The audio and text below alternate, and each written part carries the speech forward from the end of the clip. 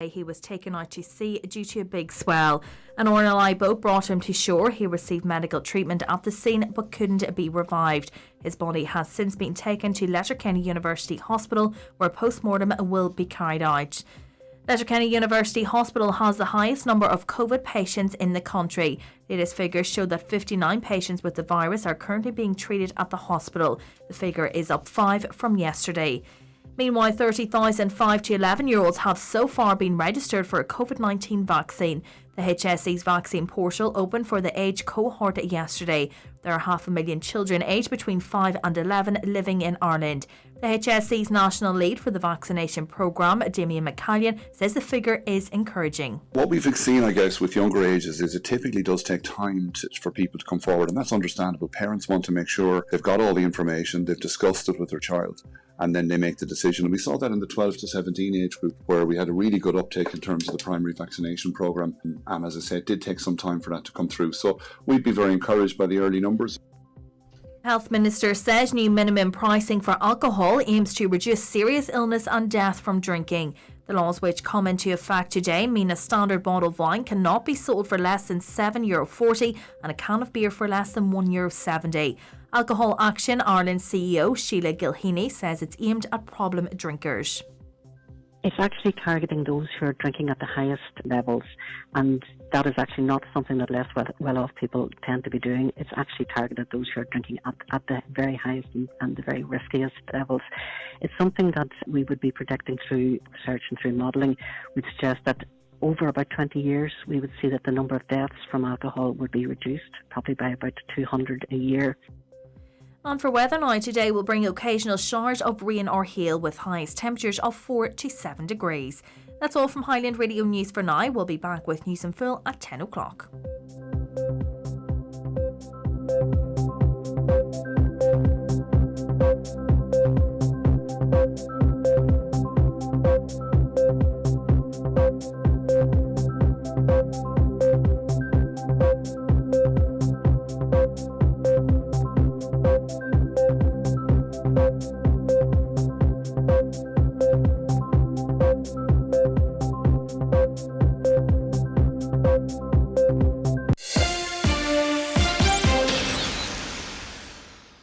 You have one new message. Hi Claire, Auntie Dee here. I just wanted to say a big thank you for skipping my party. We had a great night and everyone was so happy you didn't come. Now you take care. I hope to see you soon. Bye. No one will thank you for turning up to work or anything else when you're sick. Stay at home and get a PCR test to protect yourself and others from COVID-19. From the HSE, for us all. And now, it's time for the talk of the Northwest, the 9 to Noon Show, with Greg Hughes on Highland Radio.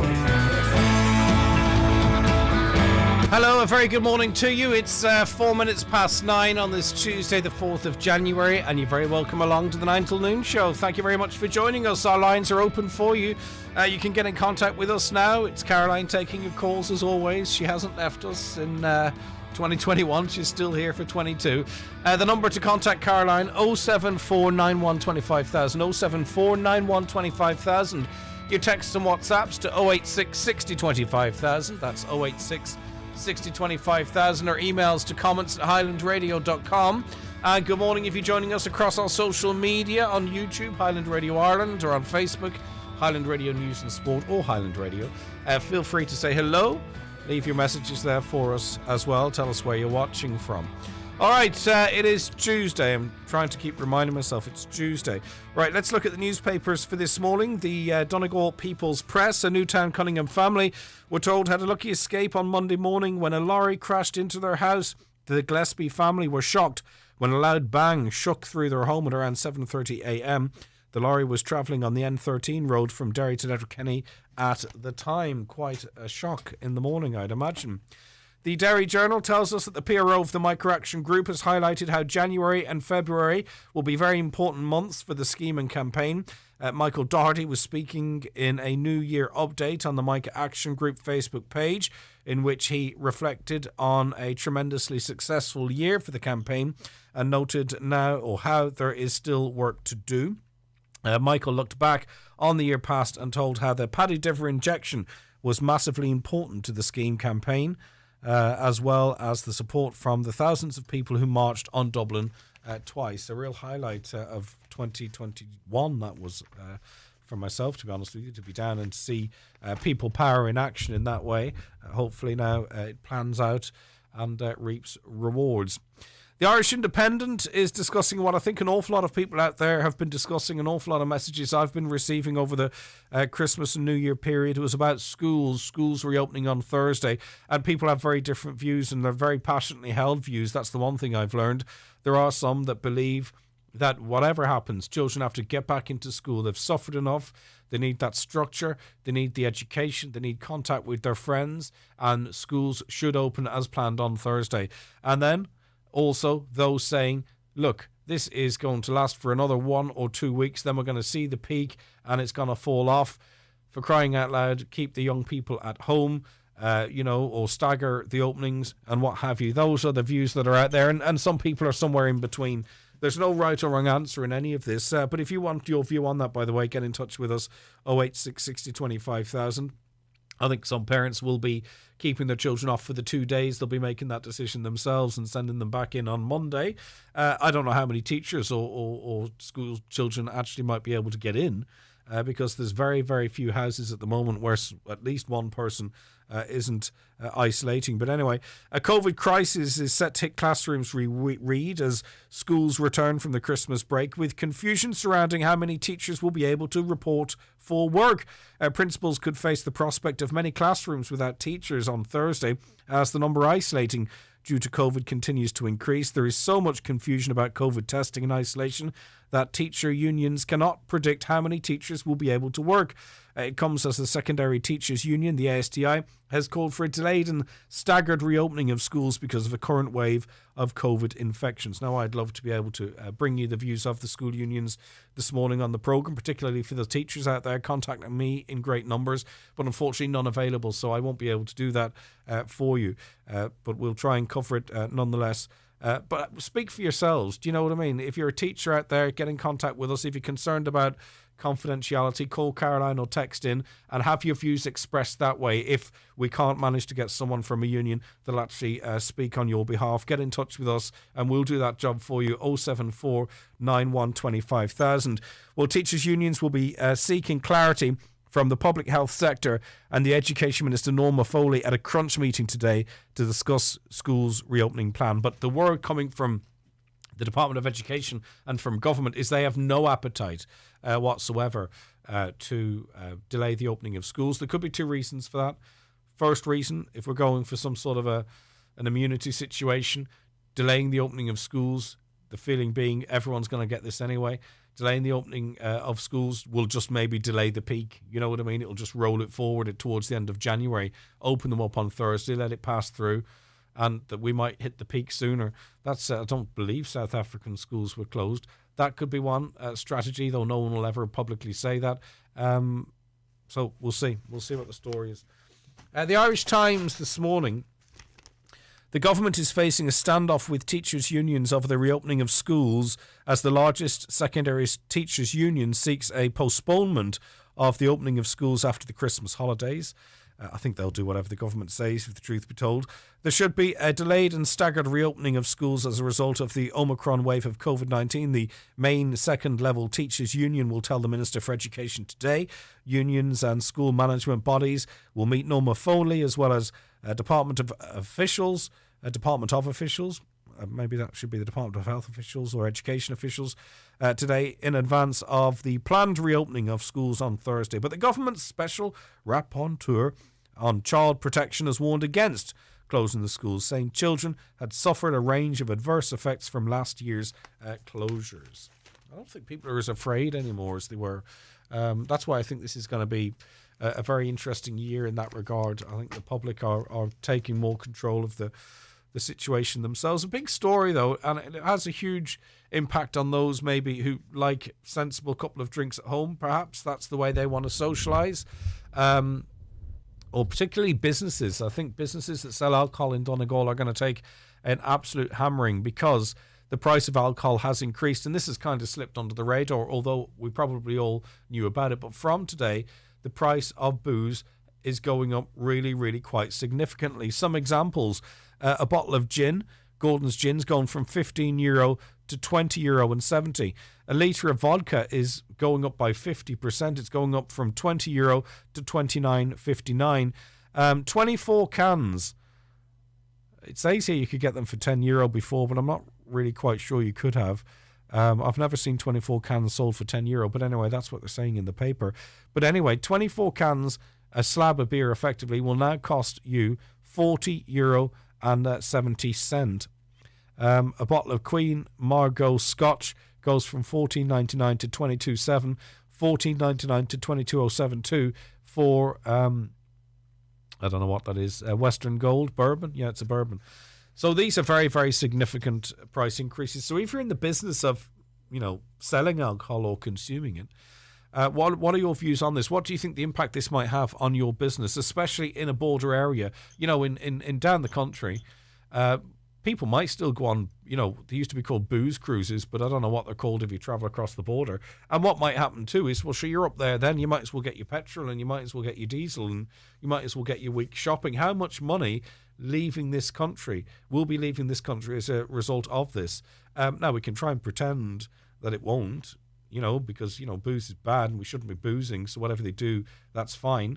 That's one side of it, right? But this is going to have, I'd imagine, a really, really big impact on businesses in Donegal, already struggling businesses. If you're affected by this or have a view on this, 086 60 25,000, your WhatsApps and texts. Maybe you're rubbing your hands with glee in Northern Ireland because you'll see more trade, 00353 86 60 25,000. But anyway, minimum alcohol pricing becomes law today, raising the price of some drinks fourfold. Dunnes Stores was selling 24 can slabs of Heineken and Budweiser for just €10 yesterday. Okay, I'm not sure how responsible that is either. But from today, the price will more than quadruple to a minimum of €40.70. Dunnes did not respond to requests for comment. Another supermarket even slapped stickers on its cheap booze to entice shoppers to buy yesterday's before the increase.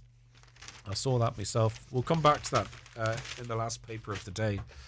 Britain's Andrew Windsor, Prince Andrew, as they call him, his lawyers will today argue a secret deal should kill his sex assault lawsuit.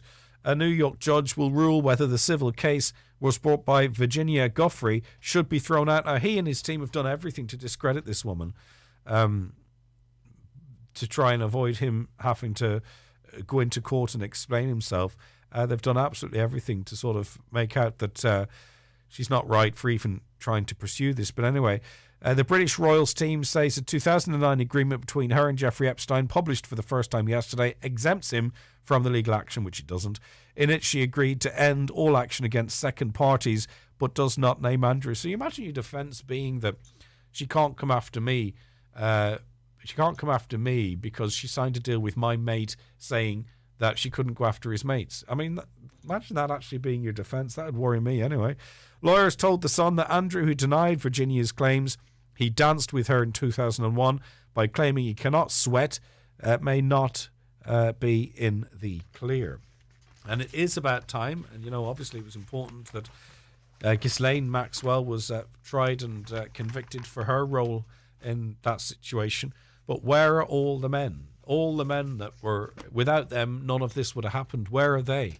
Why aren't they being brought before the courts and charged?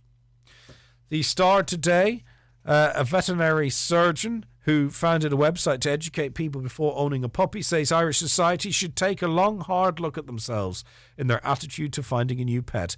Tim Kirby worries that the new trend for aesthetic designer dogs is causing huge behavioural problems which will increase due to crossbreeding of totally unsuitable varieties.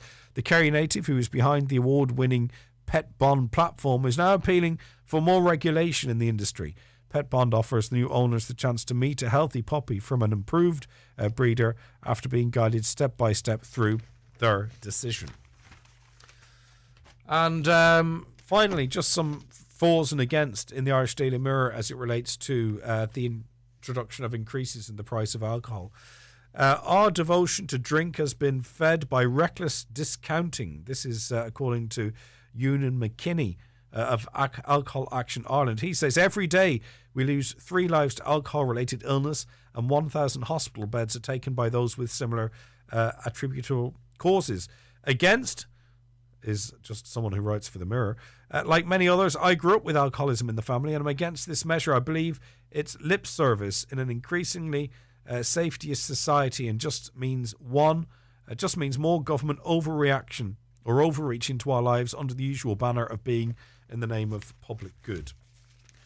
Right, okay, what's your views on all that? 086 60 25,000, 086 60 25,000. Your texts and WhatsApps to 086 60 25,000. Tell us your hopes for 2022. What do you hope to see? What do you think we'll see in 2022, be it politically, in health? Are you optimistic, pessimistic, whatever it might be? Whatever you want to talk about, get in touch with us right now. The lines are open for you, and we'll be joined by our first guest shortly. The newspapers are courtesy of Kelly Centra, Mountaintop, Letterkenny. McElhenney's biggest ever winter sale is now on with offers like never seen before on your favourite designer brands. But better hurry, when they're gone, with up to 50% off in our women's, men's, kids, jewellery, home and footwear departments. Plus enjoy a great sterling exchange for £1 buys you €1.20. So go get what's yours at McElhenney's Ballybuffet or McElhenney's.com. If your child is aged 5 to 11, you can now register for their free COVID-19 vaccine. COVID-19 usually causes mild to moderate illness in this age group, but it can cause more severe illness. All vaccines used in Ireland are tested before they're approved by the European Medicines Agency. To find out more or to register, go to hsc.ie or call HSE Live on 1800 700 700 from the HSE. The Restex Beds and Furniture Winter Sale is now in full swing at our Letterkenny store, supplying only the finest quality, luxurious Irish-made beds and mattresses, with genuine savings throughout our range. We look forward to seeing you at the Restex Beds and Furniture Winter Sale. Highland Radio Time Checks, brought to you by Letterkenny Shopping Centre, the centre of shopping in Donegal. Free parking and shopping all under one roof. Letterkenny Shopping Centre, bringing you the time at... Okay, the time is 18 minutes past 9. Now, a lot of people wasted much of their Christmas holidays and their breaks and maybe a downtime trying to book a PCR test. The system is crazy at the moment. They've done a big U-turn on antigen tests, but no one can get antigen tests. People can't simply find out whether or not they are infectious or not. It's very, very frustrating. The website, if you're not on the HSE website at the stroke of 12, you've more chance of winning the Euro Millions sometimes than simply getting a PCR test. You can't ring now, Doc. Some GPs can't help, and it's very, very confusing and very frustrating, and it's compounding people's upset because there are those who, you know, maybe they got together as they were permitted to at Christmas to have a Christmas meal. This was a lot of what I was getting over the Christmas.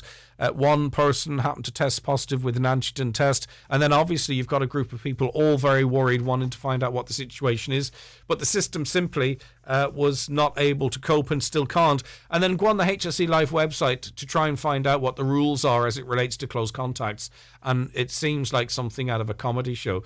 You cannot, you know, there's about so many different... I'll read through what it says, just the opening page. I can't make head nor tail of it. Marge, good morning to you. Good morning. Happy New Year, Greg. Happy New Year, Marge. Did you have a nice Christmas, I hope? I had a lovely Christmas. That's good, Thank okay. you. That's the positive. Right, but PCR tests. The PCR, I mean, it's an absolute disgrace what's happened. I have two sisters who have tested positive for COVID. Yes. I don't have it. I'm negative. But they tested positive using, you know, the homemade, the home antigen test. And I've been trying to get an appointment for them, for all three of us, because they're in the same house that I'm in. I've been trying to get an appointment since Friday. I was online for 90 minutes, starting at midnight on Friday night, trying to get an appointment, and I couldn't get it. I finally went to bed at 1:30. And I tried to call HSE yesterday to see if they could help me. They put me on hold for 1 hour, and after 1 hour, I finally hung up. So I haven't been. It's now Tuesday, and also my sister had to cancel a flight because she has COVID, or she thinks she has COVID. We're not even sure of the answer. There's been so much controversy over the antigen tests about whether they're effective or not. Well, and let's be clear, Marge, the controversy didn't come from you or me. The controversy came from NEFIT, one of the members saying it was snake oil, and the other saying don't use them if you're symptomatic. These things are very, very unreliable. It is NEFIT that sowed the seeds of confusion. Absolutely. So my sister had a flight to Tenerife, but not till the weekend. But she decided that she was going to cancel. So I phoned EasyJet yesterday, and I cancelled the flight. But she's not going to get any money back because she has no evidence that she has COVID. Did she consider booking a private PCR test? Yes. The private people told us that they would not accept her because she has symptoms. If you have symptoms, you can't have a private test. Right. They won't let you in the building. Right. So we've tried everything, and I mean I can go have a test, but I've tested negative, so I mean I don't see any reason for me to go have a test at this point. But they can't go because they have symptoms. And it's not just Donegal, by the way. There are no test slots anywhere. Now, in Northern Ireland, and I know people from Donegal have done this, you can just walk in and get a test in many places across Northern Ireland. But for some reason, we can't do it here. We tried. Somebody told us that we could do that as well. But then we got a call from somebody else who said you have to have an address in Northern Ireland to get a test in Northern Ireland. So anyway, the bottom line is we've been trying to get this done since Friday, and it's now Tuesday, and we've had no success. And there's other groups of people as well, Marge, who got symptoms or maybe got a positive antigen test and aren't in work, but they can't get any assistance because they can't get more antigen tests to get sick pay because the they will accept an antigen test to put you on sick pay, but then people can't get back to work either because they can't get a PCR test confirming whether or not they have it. So it's affecting that group of people as well. It's affecting everybody. But somebody needs to get Stephen Donnelly on the phone and have him explain why this has happened. It's an absolute disgrace. An absolute disgrace. Well, they will say that, well, this is happening all over Europe. This is unprecedented. We could never create enough capacity to deal with this wave. Blah, blah, blah, blah, blah, blah, blah. It's not our fault. It was like that when we got here. Yes, and I'm sure they will. They'll have some excuse, but that is not acceptable. Yeah. It's not acceptable. Somebody needs to be taken to task for this debacle. Yes, because we've 2 years into this. We are 2 years into this. This is the worst thing that has happened in all of the 2 years. And it's frustrating, Marge. And a lot of things we can sort of maybe put inquiries in or get some resolution to in this program. We spent 2021 and previous years doing this. This is just such a cluster. It seems like we're just going to have to grin and bear it. Like we shouldn't have to. We shouldn't have to. Yeah, and now Doc obviously as well would have been inundated with people trying to get a referral for a test, but they're not doing that. Apparently they were inundated yesterday, and people who were genuinely sick that needed now, Doc, couldn't get through. Yeah, exactly. Anyway. That's it. Listen, Marge, I hope everyone's well in your house and in your circle, and thank you for sharing that with us. Okay. All right, thank take you, care, Greg. Marge. All right, bye-bye. 086 60 25,000. Join the conversation. But the HSE website, as I say, it says if you're a close contact of COVID-19, but you can't get an antigen test or you can't get a PCR test to determine if someone in the house has it or if you're a close contact. That's part of the problem.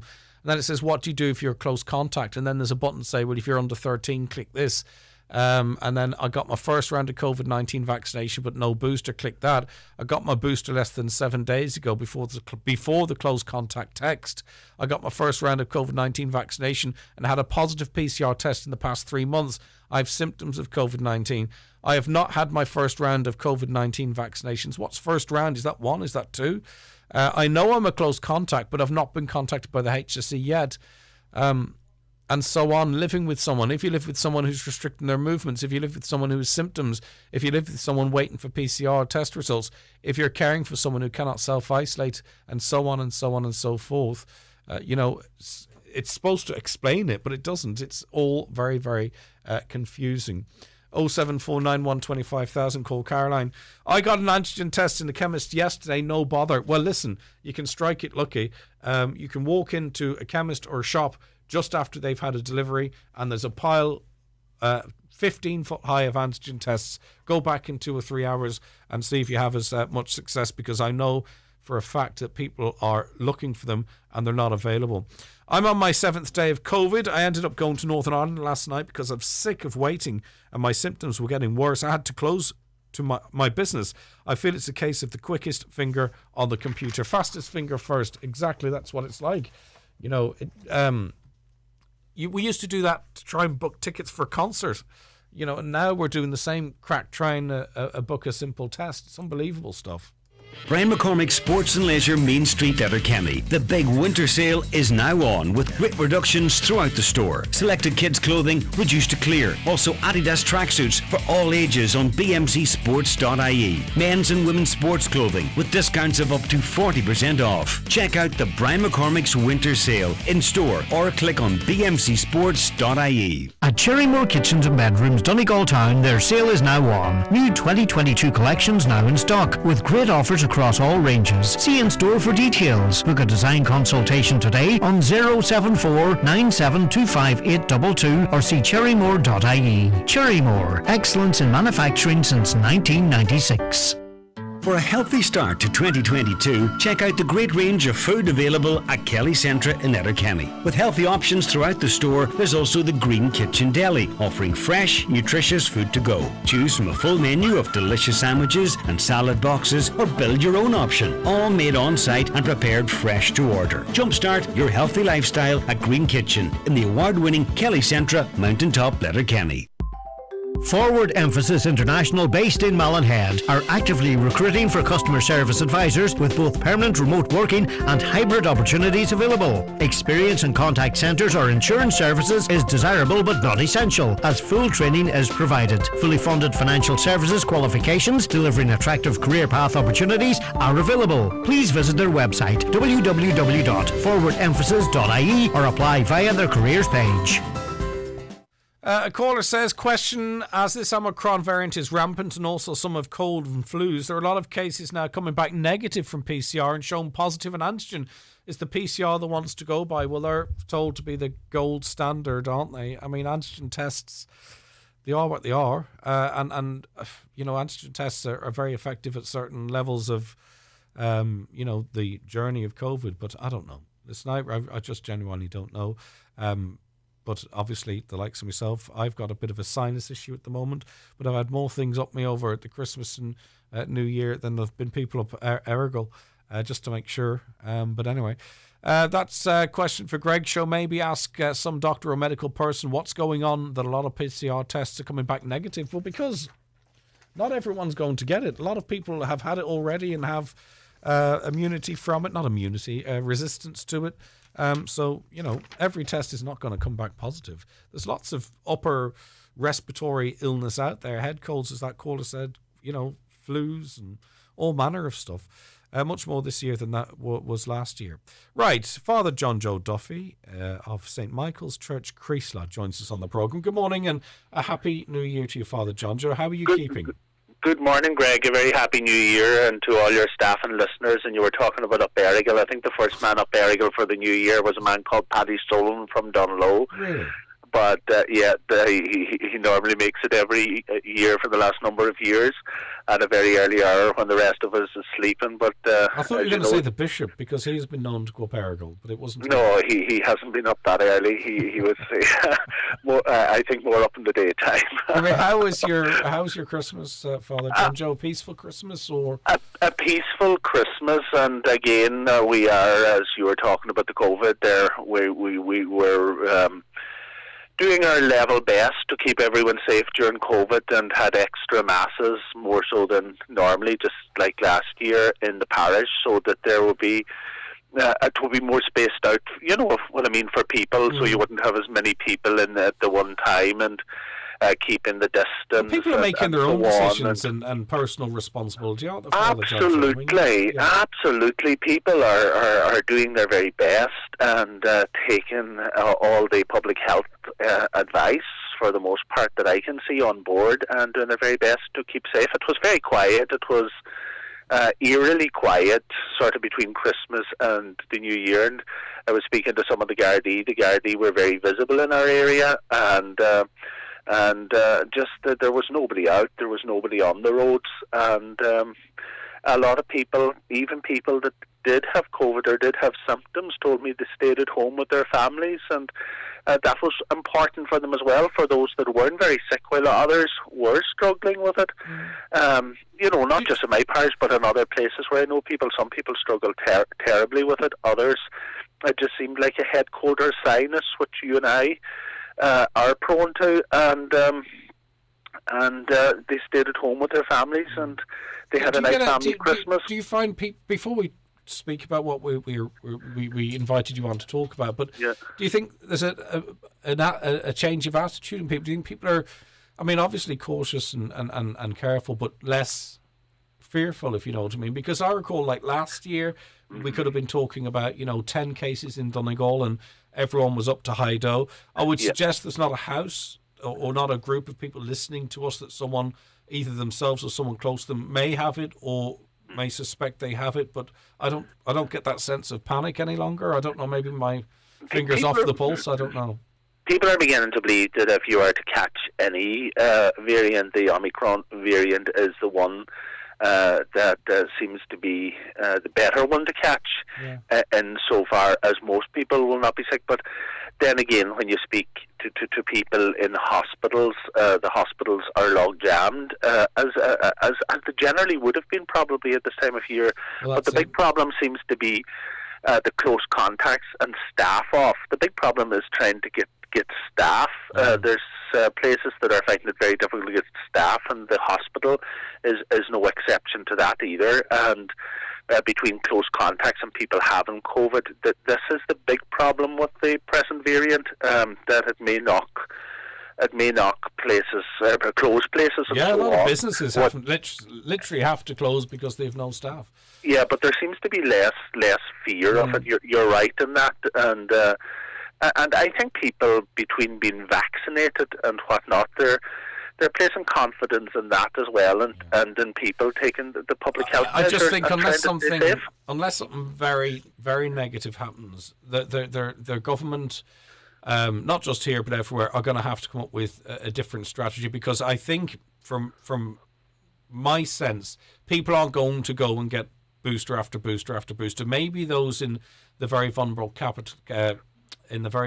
categories might, but I don't think the general population is, and I don't think the general population is going to spend 2022 with their lives heavily curtailed. So whatever happens coming through January, governments are going to have to come up with a different solution to this problem. Yeah, exactly, and it's good to see that there is a weaker variant, because you would hope that any other variant after that will be weaker. And I was speaking to somebody who is very friendly with a microbiologist in Belfast, and they asked the person the question straight: how long is this going to last for? And they said most viruses, the worst of them are over in a 3 to 5 year period. So you pray to God it will be the same for closer to 3 than 5, I would hope. Closer to 3, absolutely closer to 3. But then, when was it in the country? It was probably in the country. Some doctors will tell you the November, even possibly the October before. Yeah, for sure.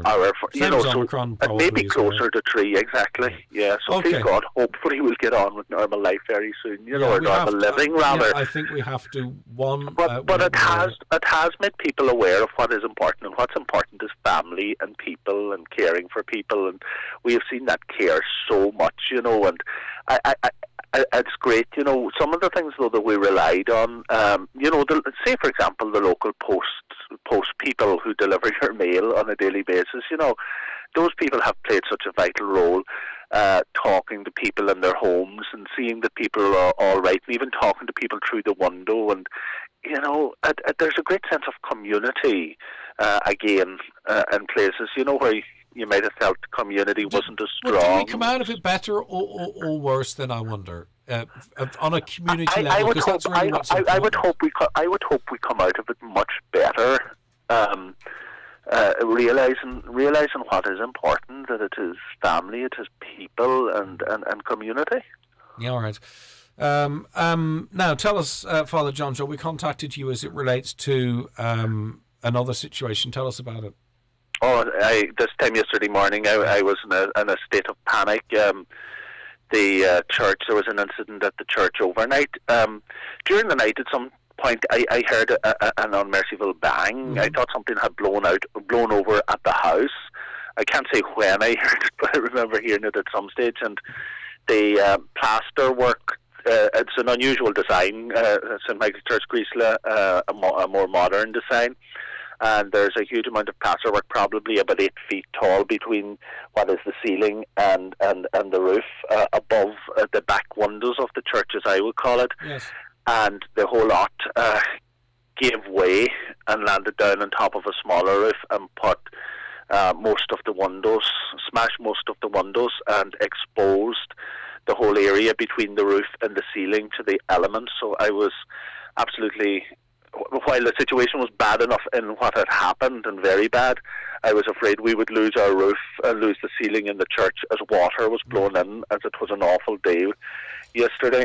And that's essentially what happened. A huge amount of damage monetarily, I would say, as well, but thank God we're insured. But I put out the call, and the first person that Father Doohan and I contacted Father Doohan, the parish priest first. It was the sacristan that had alerted us at 8:45, and I put out the call with Father Doohan to a local building contractor, and he rallied his people, and other tradesmen and locals all came together, and including a teacher from Belfast, and got up and worked like Trojan horses, like Trojans rather, and got the church secured, and we were fit to re-enter at 4:00 yesterday evening. But the generosity of the people in our area, including that man who came, he's a teacher in Belfast, and others from outside the parish, and other parts of the community, and others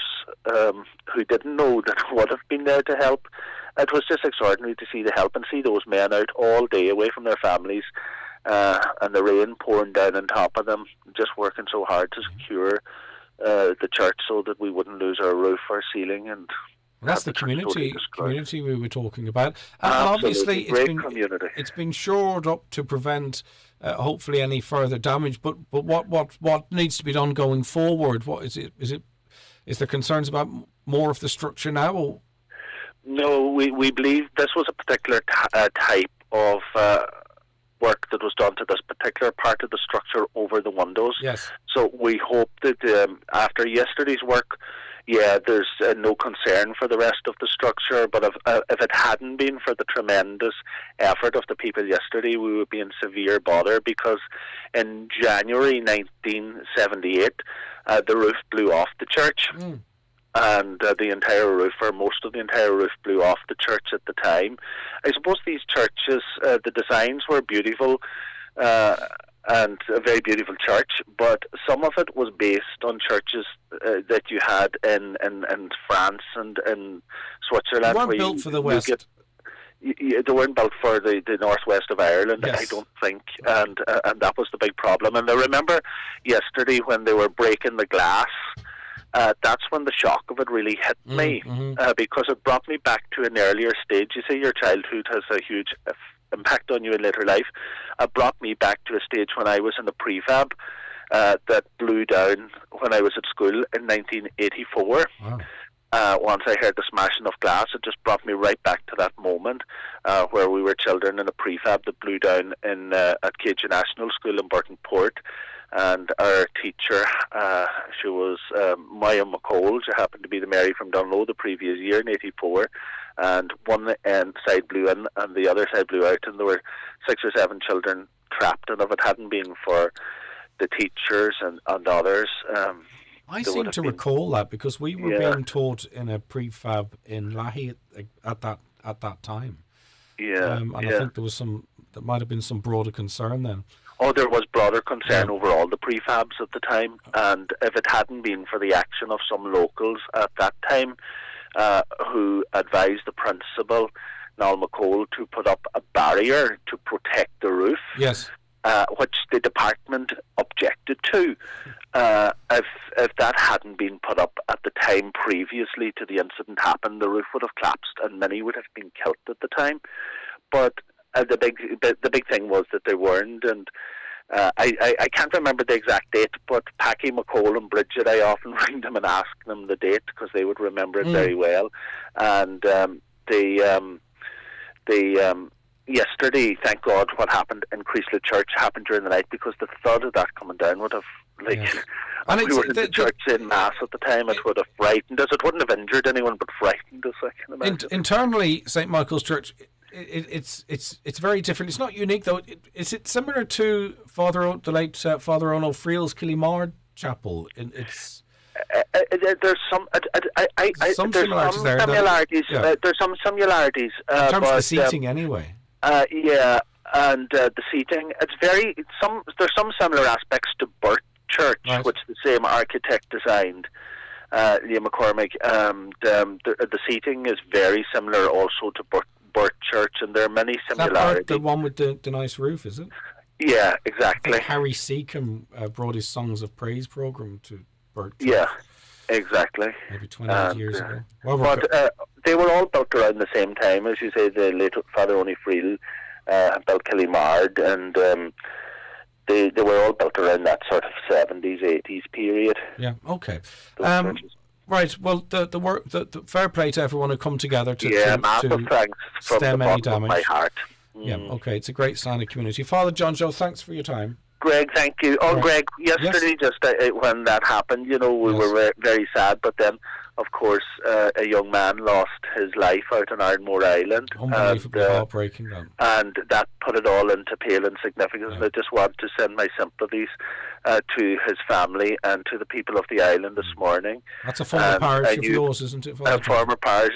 He was just 3 years of age when I went there, and I remember him as a child, sort of between the ages of 3 to 9, a lovely little child he was, and he comes from a lovely family who helped me on numerous occasions in many different ways, and I was just heartbroken. I remember him so well, and I went over to the pier last night at Port Nablad just after everything was sorted here, and I just prayed for him sitting over at the pier, and our hearts go out. It's a terrible tragedy. My heart goes out to the family. And we all felt that grief in my house as well. And to his friend. My house as well. Yeah. Thank Father you, John Greg. Joe. Okay, Greg, thank you very much indeed. Bye-bye. I appreciate it. Right, we'll be back with more on the 9 till noon show after this short break. Eating better is easier at Dunnes Stores, with 20 varieties of fruits and vegetables, all only 49 cents each. Create delicious meals like all-veg Thai green curry, full of flavoursome baby potatoes, courgettes and peppers, all for only 49 cents each, meaning big flavours and new ideas all month long. Plus, with our 10 off 50 grocery voucher, you save even more. Dunnes Stores, always better value. Terms and conditions apply. Voucher can be used on next grocery shop of €50 or more. Right now, there's a child who desperately needs a foster family. It's the right of every child to grow up in a supportive and loving home. Could you open your heart to a child? Origins Foster Care need foster carers now. Together, making children's lives better. Call 01 907 9196 or follow us on Facebook. Is your water safe to drink? If your water tastes unpleasant or has a foul smell, it may be a sign that something is in your water. Brothers Tech Donegal provide a complete private well water treatment service using the best water treatment equipment to meet your needs. Or maybe you drilled a new well and the water isn't satisfactory. At Brothers Tech, their expert team will also service existing problematic systems. If you're concerned about the quality of your water, call Brothers Tech on 087 638 7057. Okay, so we were heard from Marge earlier on about her situation vis-a-vis getting a PCR test, and I mentioned to her, did she consider going private? And she says, well, we made inquiries, and we were told that you can't get a test privately, if you have symptoms. Dr. John Doherty is a medical director and CEO of Jace Medical, is it, Doctor? Yes? Yes, thank you very much for having me on, yes. Right, okay, what's the situation at your company? Well, I mean, my belief and my passion about this whole fight against the pandemic of COVID-19 is that this is a medical problem. It requires medical people to be involved in fighting it and managing it. And core to the managing of it, in my opinion, is testing, identification and elimination of people through isolation and quarantine, and so that you can halt the spread of COVID-19. But we're going in a different direction, it seems, because what they're doing now is saying, right, well, we can't really provide capacity. We probably, and I guarantee we're going to run out of antigen tests before the middle of the month. You can mark my words on that one. And what they're saying, I'd be very interested in your views on that, Doctor, but I want to put this other point to you as well to get your views on it. Now what they're saying is it's in terms of isolation and stuff, we don't want the country to shut down, so rather than doing what might be best, we're going to sort of shorten certain periods to get people back to work. And I can't imagine the virus has changed significantly in a couple of weeks. That can only aid and abet its spread. But everything that you want to say, tell me, Doctor. No, it just central to my belief in this is screening and testing people to halt its spread is the important aspect of management of it. It is the most important aspect. Yes, I mean we can celebrate the fact that vaccinations have had a reduction in how people respond to it, and we can celebrate the fact that there is a change in the virus itself, that it seems to be less virulent, but it certainly is a hell of a lot more contagious than it was when it first started. And if we look back to the start, I mean, a lot more people coming into contact, even in a more distance measure from it was previously. People are getting it much, much quicker. Incidents in some parts of Donegal are up on 30 and 40%. So it's an alarming fact now. It's great that people are vaccinated. It's great that people are having less of an impact on them medically. But for those that aren't vaccinated and for those that are vulnerable, it's certainly not the case. And in the hospital setting, we're seeing lots of people. We're overwhelmed, in fact, by managing these people. They are sick. They do become sick. And anyone, as I said, with any vulnerability certainly is more susceptible. Yeah, and of course a 50% reduction in serious illness, that's 50% of a number. But if you double or triple that number in the wider community, obviously that smaller percentage can outmatch what was there before. Absolutely. Yeah. I mean, it's important that whenever you're reporting, to take the figures at face value in the context that they're reported in, and that's often the problem.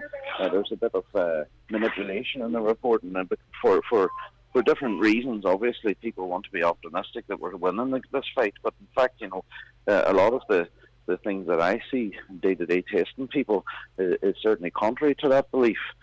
So back to my sort of conviction that testing is the absolute important way to manage this. We're involved in testing throughout Donegal, Northern Ireland, and as far down as Dublin, Wicklow, Limerick, all the way throughout the whole country.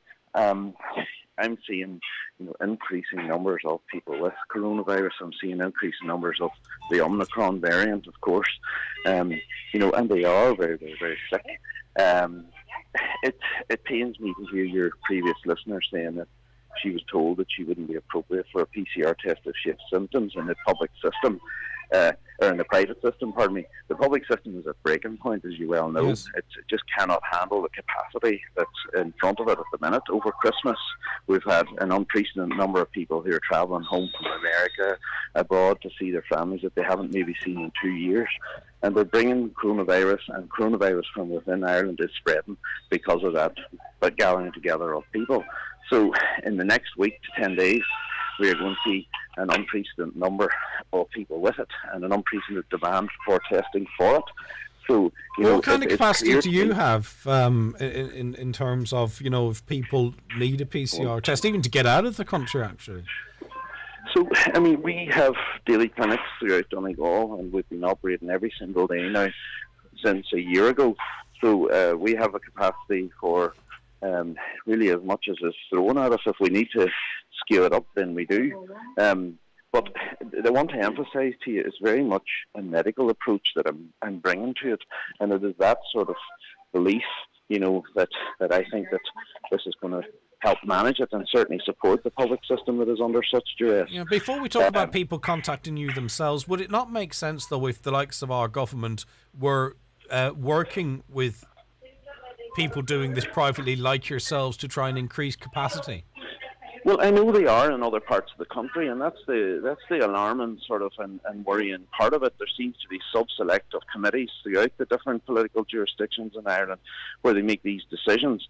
I know that in Dublin, for example, they certainly are using private companies to prop up the demands in the HSE, which are clearly inadequate at the minute for the numbers and the demand that has been met of it. So, I from the start, we've put our company out there as a company that's medically led, experienced.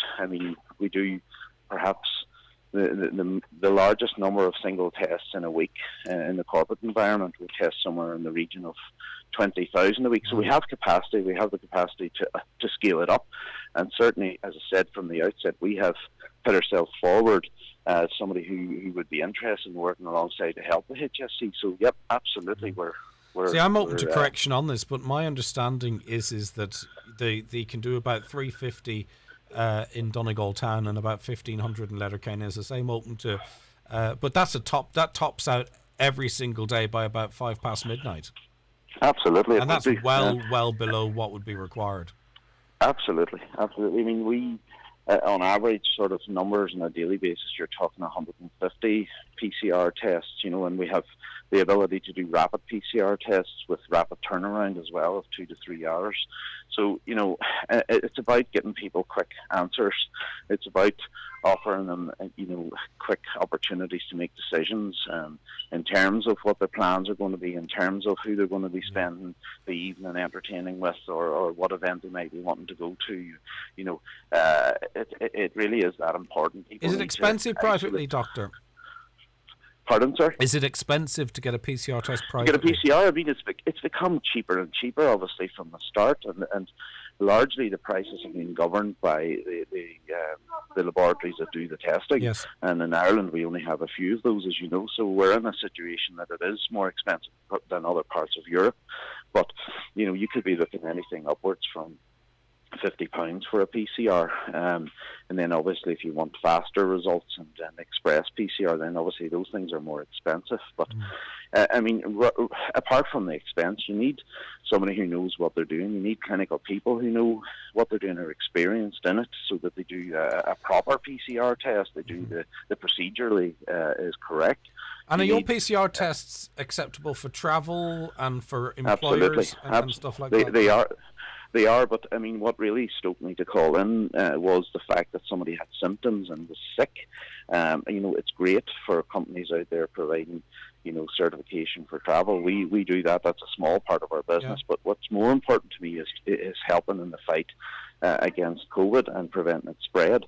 And I really am quite dismayed to hear that any company would be refusing the advances. And what the situation we're finding ourselves in, Doctor, and I was contacted by a lot of people who did have get-togethers over Christmas within the public health guidelines. One person happened to test positive an antigen test, and no one else could either get antigen tests or PCR tests, particularly PCR tests. So you had them almost effectively trapped in a bubble for many, many, many days because they didn't want to. They wanted to do the responsible thing and find out what their status was before they returned to mixing with other people or to the workplace. But they were unable to do it. Well, I mean, that is the right approach to have first of all done. I commend that person for, isolating, even though in Christmas times and New Year's times, whenever people were gathering together, it might have been very against the sort of the grain at that time, So that's the right thing for that person to have done. But at the same time, you do need a confirmatory PCR. And it's shameful to hear that they're not more available in HSE or available through in a partnership or association with the public or private sector, pardon me. So, yeah, I think that's essential. If people want to avail of your services, how do they find out where? Well, they can go on our website, jacemedical.ie, jace-medical.ie. Right, okay, listen, thanks for that. And you believe that if it is the case that some offering these tests privately are only doing it to asymptomatic, that they need to review that? Absolutely. It's 100% certain to me that the biggest part of this is actually doing the right thing humanely, and that we're in this business to try and help people get answers in terms of their COVID status and help them make decisions. And if they're not able to do that through companies, only stamping a passport or giving them a travel certificate, I think that's shameful, frankly. Dr. John Doherty, thank you very much indeed for your time. 086 60 25,000 texts or WhatsApp. Hi, just listening to Marge there. How dare she say this is the worst thing to happen? Try telling that to people who've lost loved ones from COVID. I understand where you're coming from, but I also understand that we just can't keep cancelling each other out if we've got different points of view. Or that was said in passing by Marge. It's relative to her in this moment. It doesn't mean that she would be not considering it doesn't mean she'd not be considering other people's feelings, but we can't keep trying to shut each other down. I mean, I'm finding myself coming off a couple of social media platforms now because no one can say anything without it being policed or a pile-on or them being cancelled or whatever it might be. Everyone is entitled to an opinion or to interpret things the way they want to do. Maybe people might not agree with it. Maybe they do it on a different platform to the one you're on, but we're going to have to come to a point whereby, we stop trying to shut people down because they don't say things exactly how we want to hear them. It was just said in passing in the context of where she's at that time, I would suggest. I was in my sister's eating on Christmas Day and stayed in my brother's on Christmas night. 10 people were eating in my sister's. 8 out of 10 got COVID. I did not get COVID. Okay, that's good for you. Just a message regarding the PCR tests. We're fortunate enough to be able to get one in Derry through the NHS. At the time we booked, 8:30 yesterday morning, there were 500 slots available with up to 4 in each slot.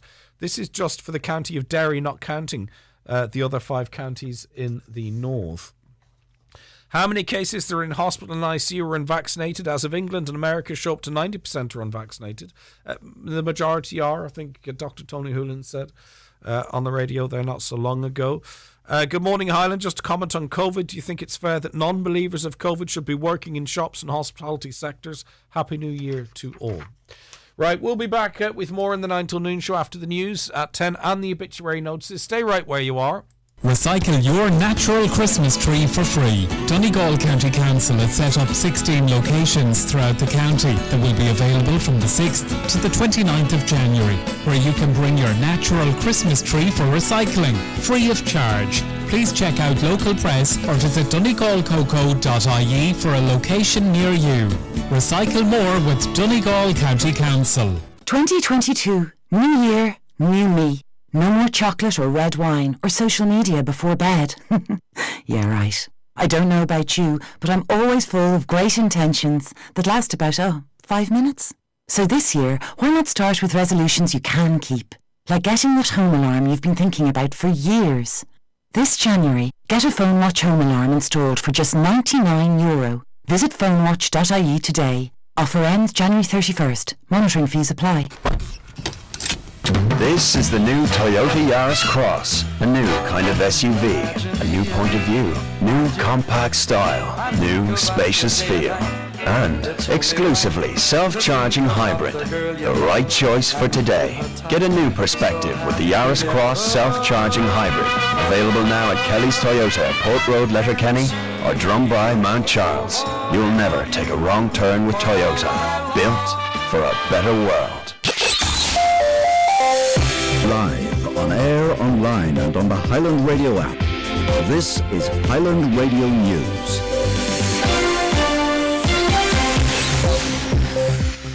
Good morning, I'm Michaela Clark with the news at 10 o'clock. A post-mortem examination is due to be carried out on the body of an 18-year-old man who drowned off Ardmore Island. The teenager was swimming with his friend when he got into difficulty along the pier yesterday afternoon. Gardaí say he was taken out to sea due to a big swell. An RNLI boat brought him to shore. He received medical treatment at the scene but couldn't be revived. Father John Joe Duffy is a former parish priest of Ardmore Island. He was just 3 years of age when I went there. I remember him as a child, sort of between the ages of 3 to 9. A lovely little child he was, and he comes from a lovely family who helped me on numerous occasions in many different ways. And I was just heartbroken. I remember him so well, and I went over to the pier last night at Port Nablad just after everything was sorted here, and I just prayed for him sitting over at the pier. The three coalition party leaders will meet this evening to discuss potentially changing the COVID isolation rules. Taoiseach Micheál Martin, Taoiseach Leo Varadkar and Green Party leader Eamon Ryan will consider the current COVID situation ahead of a full cabinet meeting tomorrow. They'll discuss whether the rules around close contacts or self-isolation periods for confirmed cases need to be changed. Chair of the Irish Medical Organisation's GP Committee, Donegal Dr Dennis McCauley, says we shouldn't become obsessed with getting a PCR test. If you're between 4 and 39, you will try and get an antigen test. If you're over 40 or under 4, you'll try and get a PCR test. But please don't wait to get the test and the result before you make your decision. The simple thing to say is, if you have symptoms today and you've only got a cold, it isn't a cold, it's probably Omicron, so just stay at home. 884 people are in hospital this morning with COVID-19. That's 80 more compared to the same period yesterday. Letterkenny University Hospital has the highest number of infectious cases in the country. Latest figures show that 59 patients with the virus are currently being treated at the hospital. 93 people are in ICUs across the country. 30,000 5 to 11-year-olds have so far been registered for a COVID-19 vaccine. The HSE's vaccine portal opened for the age cohort yesterday. The HSE's national lead for the vaccination programme, Damien McCallion, says the figure is encouraging. What we've seen, I guess, with younger ages is it typically does take time for people to come forward, and that's understandable. Parents want to make sure they've got all the information, they've discussed it with their child, and then they make the decision. And we saw that in the 12 to 17 age group, where we had a really good uptake in terms of the primary vaccination programme. And as I said, it did take some time for that to come through. So we'd be very encouraged by the early numbers. The Health Minister says new minimum pricing for alcohol aim to reduce serious illness and death from drinking. The laws which come into effect today mean a standard bottle of wine cannot be sold for less than €7.40 and a can of beer for less than €1.70. Alcohol Action CEO Sheila Gilheany says it's aimed at problem drinkers. It's actually targeting those who are drinking at the highest levels, and that is actually not something that less well-off people tend to be doing. It's actually targeted those who are drinking at the very highest and the very riskiest levels. It's something that we would be predicting through research and through modelling. We'd suggest that over about 20 years, we would see that the number of deaths from alcohol would be reduced, probably by about 200 a year. Buncrana has secured a top 10 place in the latest Irish Business Against Litter survey. Meanwhile, Naas has been crowned Ireland's cleanest town for 2021. Buncrana has risen 11 places to be named 10th cleanest town in the country. 8 out of 10 sites surveyed in the town received the top litter grade. Cahirlock of the Inishio Municipal District, Councillor Nicholas Crossan, says it's evidence of the hard work put in by all involved in keeping Buncrana clean. We've moved up to the top 10 of the eyeball towns in Ireland, and it's very, very much welcomed. There has been a marked improvement in litter litter-free areas in Buncrana. We're delighted with it. I think with the constant work of the Donegal County Council and indeed our great working team in the tidy towns, I think that we can get even higher marks. Weather now today will bring occasional showers of rain or hail with highest temperatures of 4 to 7 degrees. That's all from Highland Radio News for now. We'll be back with an update again at 11 o'clock. Until then, good morning.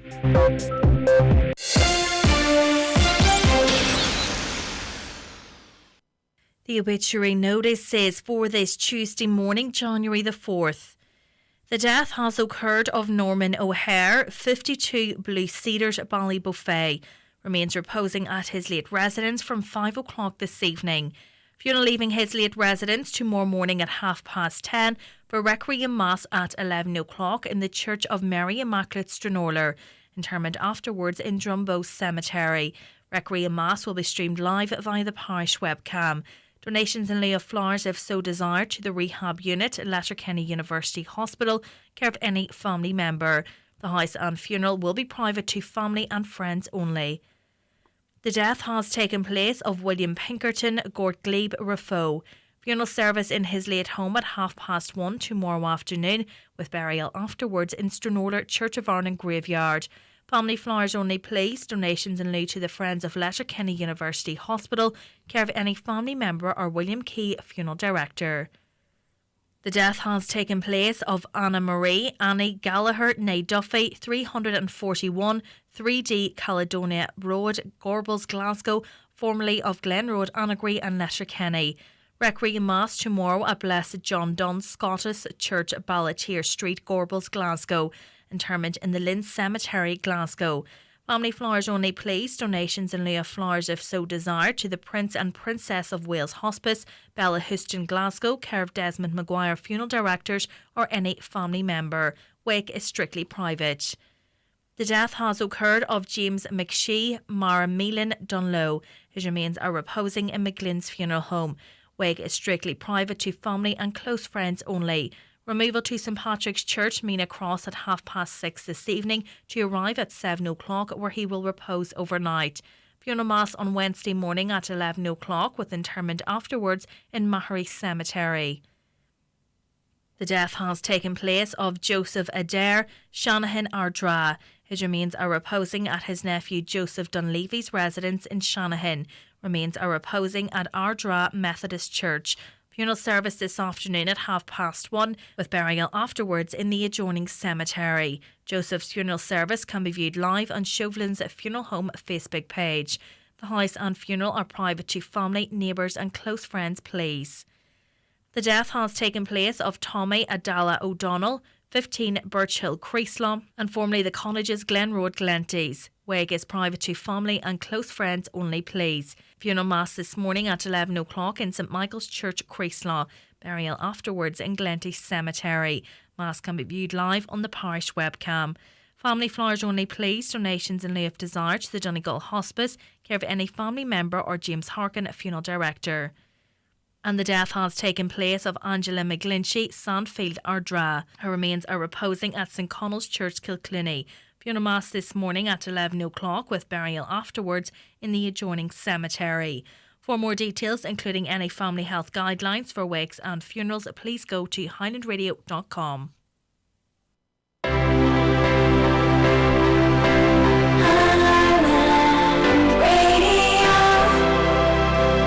And you're very welcome back to the 9 till noon show, the first 9 till noon show of 2022. We do hope you are well.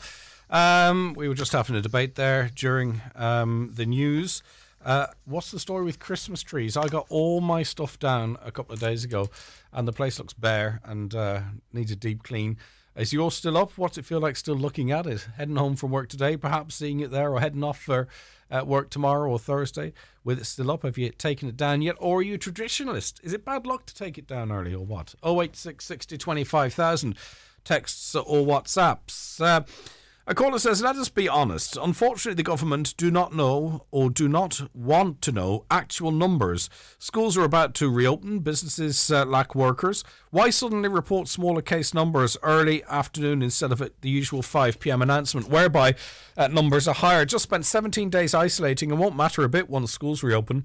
So frustrating and totally sickened at business before health. Well, after weekends or on bank holidays, figures are often released early. Now, I'll call it out when it needs to be called out, but it would not be unusual for figures to be announced earlier in the day. And sure, look, they have to announce them the next day anyway, so you'll be up on the 30,000. So I don't know if there's any great advantage in them playing with the figures in terms of playing them down.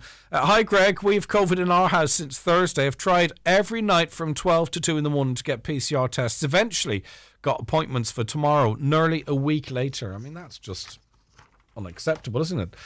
It's time to open up the whole country. No sport for the young people for over 2 years, sitting in classrooms with windows open, sitting in the house day in, day out. It's time to live. Now, that's fine, okay, and I get that, and let's have that conversation, and maybe that's where we're working to.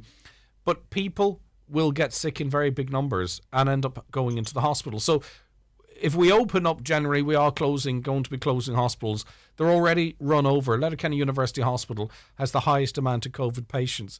A lot of people waiting. I was sent pictures of people lying on the floor, literally lying on the floor of that hospital over Christmas because there were no beds. You know, every action has a reaction. If you want to do that, that's fine. But text me back in and say, okay, but we are going to have to, for the most of January and into February, further restrict what we're doing in our hospitals, because you cannot ask these people who themselves have been working in the hospital service for 2 years. They know all about it.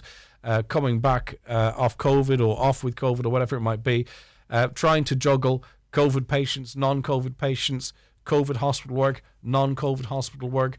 You can't juggle all of that. It's not possible. So if you're okay with that being the case, and God forbid if you were to get sick, text back in and say, right, okay, that's an acceptable price to pay, because every action, as I say, has a reaction. And we have to, if we're going to have that conversation, we have to have it frank and honestly as well. It's time to bring back the local testing centres as a matter of urgency. Inishowen should have its own centre. Everyone should not have to travel to Letterkenny or Donegal town. I know there was some politicians calling for a test centre to be established in Inishowen, but for me, it's too little too late. I tried to bang that drum for long enough, and then eventually I gave up. I cannot understand how people are accepting it, that there is no testing available in Inishowen, an area the size of Inishowen. If I were an elected representative, I would not sleep until I had a testing centre in Inishowen, expecting people to travel from the tip of the country into Letterkenny for a test if they can actually happen to get one. It is the fact that it's been allowed to happen and people aren't kicking up an absolute stink about it. And that's fine. There's a lot of people out there going, well, less testing, less cases, it's great. That's fine. But other people that want to get tested and are worried should have that capability. And to have to travel to Letterkenny for it, I think that's an absolute disgrace. Greg, the government should introduce a booster loyalty card. Once you fill your loyalty card, you get a PCR appointment. That comes from Eddie. I don't know, Eddie, if you're meaning that seriously or not. Hello, Greg. My husband was a close contact. His first home test was negative. His second test the next day was positive. I then tested myself. Mine was negative. They cost €15 for 5. I got a PCR test for both of us. Both were positive after 6 days of isolation. Tested myself again with a home test. It was negative. Filled out the close contact form online. At the end of filling the form, there was an error. Session expired. When can we go out again? It is 10 days from the onset of symptoms, isn't it? Is when you're allowed to go out again. Right, okay. It's time to play bingo. It's not the first time. I think the bingo returned after the week's break yesterday.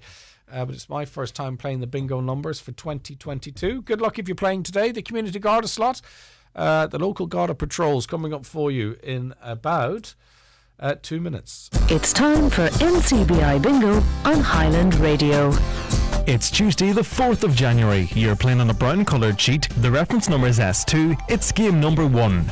The numbers are 37, 77, 62, 64, 74, 54, 78, 79, 28 and 36. Phone your claim to 9104833 before 8 p.m. tonight, leaving your name, contact number and the name of the shop where you purchased your book. Get all your NCBI Radio Bingo information at highlandradio.com. Have you seen that Grant Shoes Buncrana have their sale on? Yeah, I love Grant Shoes. They're the best for comfortable shoes, amazing service, great value, and better still, Grants are local and family run. Grant Shoes Buncrana, sale now on.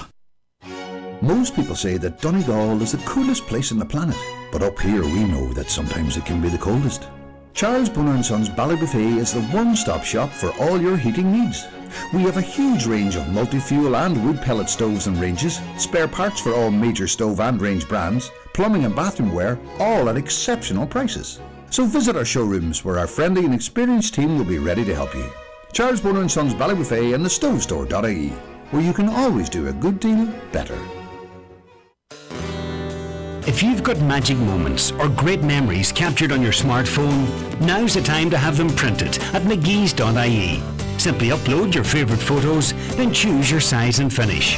There's click and collect, or you can have your prints delivered to your door. Prices are from just 12 cents, and there's also various creative options available. Preserve your memories today at mcgee's.ie. Highland Radio Time Checks, brought to you by Letterkenny Shopping Centre, the centre of shopping in Donegal. Free parking and shopping all under one roof. Letterkenny Shopping Centre, bringing you the time at... Now you're very welcome back to the programme. It is 10:15 and now it's time for the Highland Radio Garda slot. We're joined in studio by Garda Niall Maguire, attached to the Falcara Garda station. Good morning to you, thank you for joining us, and a very happy new year to you and all your colleagues. Yeah, Greg, same to yourself and all your listeners. Right, okay. Now, the very serious nature to the appeals all the time, but it seems particularly this week, and we're starting with an appeal for information as it relates to a murder-suicide in Letterkenny. Yeah, Greg, the guards in Letterkenny are continuing to investigate all the circumstances into the discovery of two male bodies at a house in Windy Hall on Thursday the 23rd of December 21. One male, Daniel Duffy, in his 80s, was discovered in the house, and a second male, his son, Damien Duffy, was discovered in a car in an adjacent shed. The scene was examined by the Garda National Technical Bureau and post-mortem examinations conducted by Dr. Collis, the state pathologist. So the local Gardaí are appealing for anyone with information in relation to this incident to come forward, and in particular anyone who spoke with either male in person or by telephone, or provided transport to either or taxis who may have called to the house at Windy Hall, Letterkenny on the 22nd or 23rd of December. Please come forward, and if you can help us, and specifically people that may have spoken to them or give them lifts on the 22nd or 23rd December, please contact the guards in Letterkenny 074 9167 100 or the confidential telephone line 1800 666 111, or indeed any Garda station. And you'd be inviting people not to sort of suggest, well, it was insignificant. That's for the role of the Garda. You have to fully investigate this, discover as much information as is possible. So even if someone listening was or had any contact or any information, no matter how trivial they might feel it be, it's very important to Gardaí to form the full picture, presumably. Exactly, Greg, yeah. So, we need to investigate as thoroughly we can so that we can maybe assist professionals in the future from preventing something like this from happening again. Okay, very important. Now, a very sad, fatal road traffic collision in the St. Johnstone area. Yeah, this happened on the 30th of December. The Gardaí in Castlefin and Letterkenny are investigating this situation surrounding the recent fatal accident in St. Johnstone. A young local man lost his life, and another local lady had serious but non-life-threatening injuries. This collision occurred at the townland of Dundee. The R236 is the name of the road in St. Johnstone at approximately sometime between 9 p.m. and 10 past 9 in the evening. This is the road that you would take to Derry through St. Johnstone, through Carrigan's, and it's near a local housing estate, Ardbahan. A burgundy Vauxhall Corsa was travelling from the St. Johnstone side towards Carrigan's and collided with an oncoming silver Peugeot 207 travelling from Carrigan's. So we are directly appealing for any witnesses to the collision to come forward, or anyone that witnessed either car being driven immediately before the collision occurred. Some people may have had dash cams or CCTV on their premises, and I do know from speaking to the investigating team that as soon as the first responding guards arrived at the scene, there was quite a number of people at the scene because it's a busy area. So if anyone hasn't spoken to the guards already that were at the scene, just a phone call would be great if they could help us out. Again, the guards in Castlefin are able to be reached through Letterkenny Station on the same numbers, 9167 100, or any guard station. Okay. Now, appeal as it relates to criminal damage at Letterkenny Retail Park. Yeah, this is the kind of one we like to nip in the bud early. It was 3 youths wearing dark clothing at the were recorded on CCTV, spray painting business premises walls and doors with black paint, or spray painting graffiti.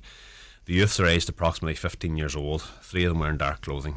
If anybody saw them on the 22nd of December at around 4 p.m, Greg, so and at the rear of the business park in Letterkenny, please contact the guards in Letterkenny that may help us identify these young offenders. And as you say, it's to nip it in the bud. They probably see it on YouTube, whatever, tagging and all that kind of stuff, but the sooner it's eliminated, the better. You don't want it catching on, for sure, anyway. Exactly, yeah. This was a multinational company in the UK that was the victim of this, so, sure. Yeah. Right, okay. Burglary in Knocknamona. Yeah, this happened at Clachanmore, Knocknamona, last Tuesday night, the 28th, into Wednesday, the 29th, between 2 in the morning and 10 in the morning, during which a domestic garage window was broken and was entered.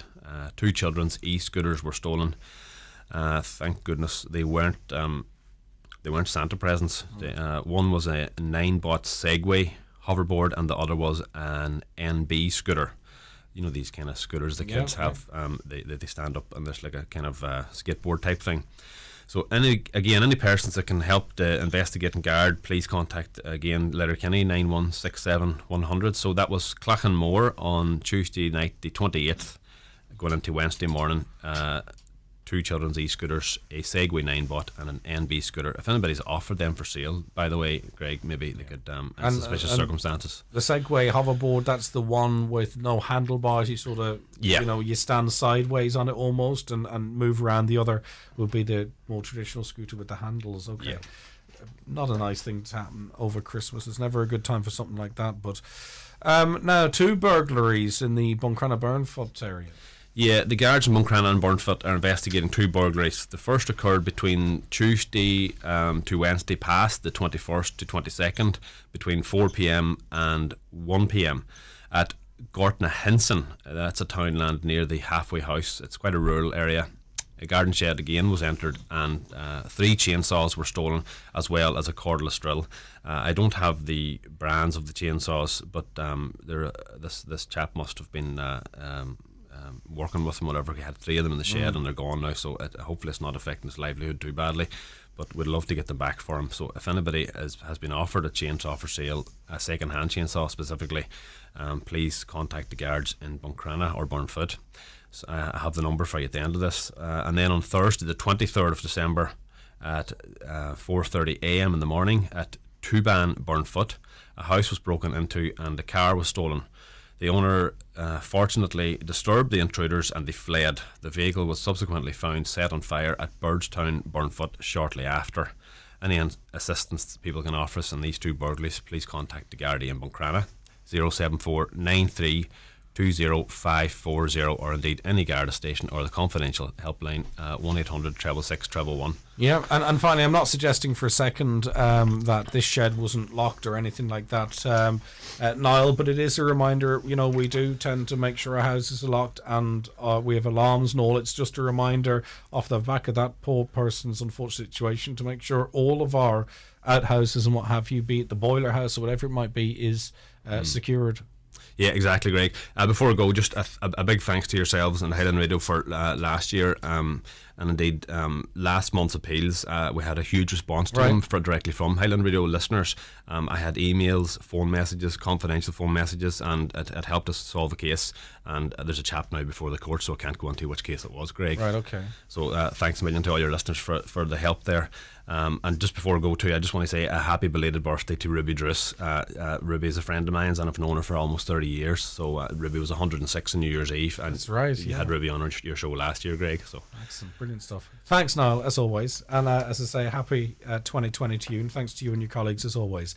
That's Garda Niall Maguire attached to the Falcarra Garda station. We're going to take a piece of music. Here is David Bowie.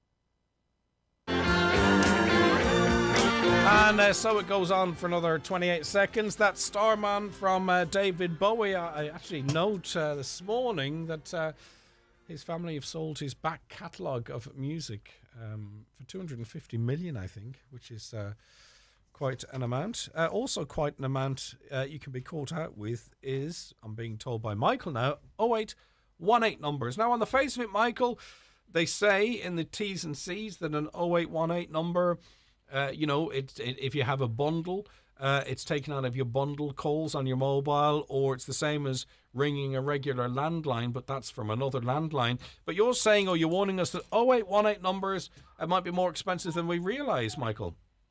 They are indeed, Greg. Yeah, They come into operation there on the 1st of December. Yeah. All government and even 1-800 numbers now that used to be free to callers are now being charged at 0818 rates. And if you haven't got the call bundles, as you say, you're going to be charged maybe from a mobile up to 30 cents per minute to 50 cents per minute if you haven't got the free minutes or call bundles, which are the same thing. Right, so people could get caught out very quickly or accidentally chew into all of their minutes. Yes, yeah. Even to ring maybe Loud Docs or Roadside Rescue, they've changed from 1-800 to 0818, and you're going to be charged for all in. If you had no credit, if you break down on the road, you might have no credit, and you might be able to call out because the call is chargeable. And I think, I don't know, I can't throw out some arbitrary percentage, but I'm going to anyway. I would say probably 90% of us are ringing these numbers on our mobiles, are we? I mean, how many of us actually use landlines religiously any longer? So this is going to be relevant to a lot of people, I'd imagine. Yeah, even the 1850 number was a number you would call, a number you could be on for as long as you want, maybe 10, 20 minutes at the same rate, 20 cents. Yeah. Now that's been changed to 0818, so it's going to be, if you haven't bundles, it's going to cost you 30 cents per minute, and you won't realise it. And we spend a lot of our time on hold on some of these numbers nowadays, Michael, it seems. Yeah. Actually, the 0761 numbers, the 1850, 1890, they're all gone. It's 0818. But the important thing is that people realise that they have call bundles or free minutes, because if they don't, they will be caught out. Yeah, but as I say too, they might not realise they're eating into those free minutes as well. Those could be free minutes they're using to stay in touch with family. Correct, yeah. That's right, yeah. So what can the charges actually be outside of bundle then from your mobile, Michael? Anything from, depending on your provider, yeah. Anything from 20 cents per minute to 50 cents per minute. Which adds up very, very quickly, obviously, on the higher rate as well. And from a landline too, you won't escape, because there's a connection fee of 10 cents per minute, and then anything from 5 cents to 12 cents per minute, depending on your provider. You couldn't go through all the providers. No. Because of all different rates, yeah. Okay, listen, you've saved people money this morning. They'll keep an eye hopefully. on that. Yeah, for Hopefully. sure. Were you caught out, or do you just keep an eye on these things? No, Michael? I was putting up there this last 2 months. I rang Comrade in Dublin, and they told me the same thing. If you haven't got call bundles, you will be caught out. But they should have had some kind of advertisement on the radios or on the media to tell people, to pre-warn people about it, you know. I think so. Yeah. Openness and transparency. Yeah, Isn't that correct. What it's all about? Yeah. Okay, and this connection fee, what's that about? That's ridiculous in this day and age. That's on a landline. I know, call but back in the day, Yeah. there'd been a person in a post office, and he would have pushed one wire into a hole and connected you. Right? Okay, maybe 10 cent for that. But what the hell are they charging 10 cent for? A connection charge, as if. I would guide it to somebody, if that's okay, to our website there. I'll just give it to you now, Greg, if that's okay. No problem. Saving you money, Money Guide Ireland, and it's just it's not a business. It's just people how to save money in that, and that's cost of calling 081 numbers in Ireland. That's good stuff, and that'll give people all the info. Well done to you, Michael. Thank you. Happy Okay, New Year Greg. to you. Hopefully you had a great 2022. Thanks so much. Okay. Right, 086 60 25,000. That's the text line. If you want to WhatsApp us, and it costs you nothing, 086 60 25,000. I think there's more people WhatsApp now than actually SMS, if I'm not mistaken. But you want to give us a call, it's 07491 25,000, 07491 25,000. I wanted to play these requests at the time of the music, but I want to put them out now because Annette Worski is from Bray Road, Burnfoot, and is celebrating a big birthday today. Happy birthday to you, Annette. And Caelan Doherty, he's 21 today. Happy birthday. Do you still get the key of the door? That used to be a big thing. I don't think it really happens much anymore. Historian Joe Kelly, is the key of the door a thing? Was it ever a thing? Joe? Yes, good morning. I'm catching you by surprise here just before I take a quick break.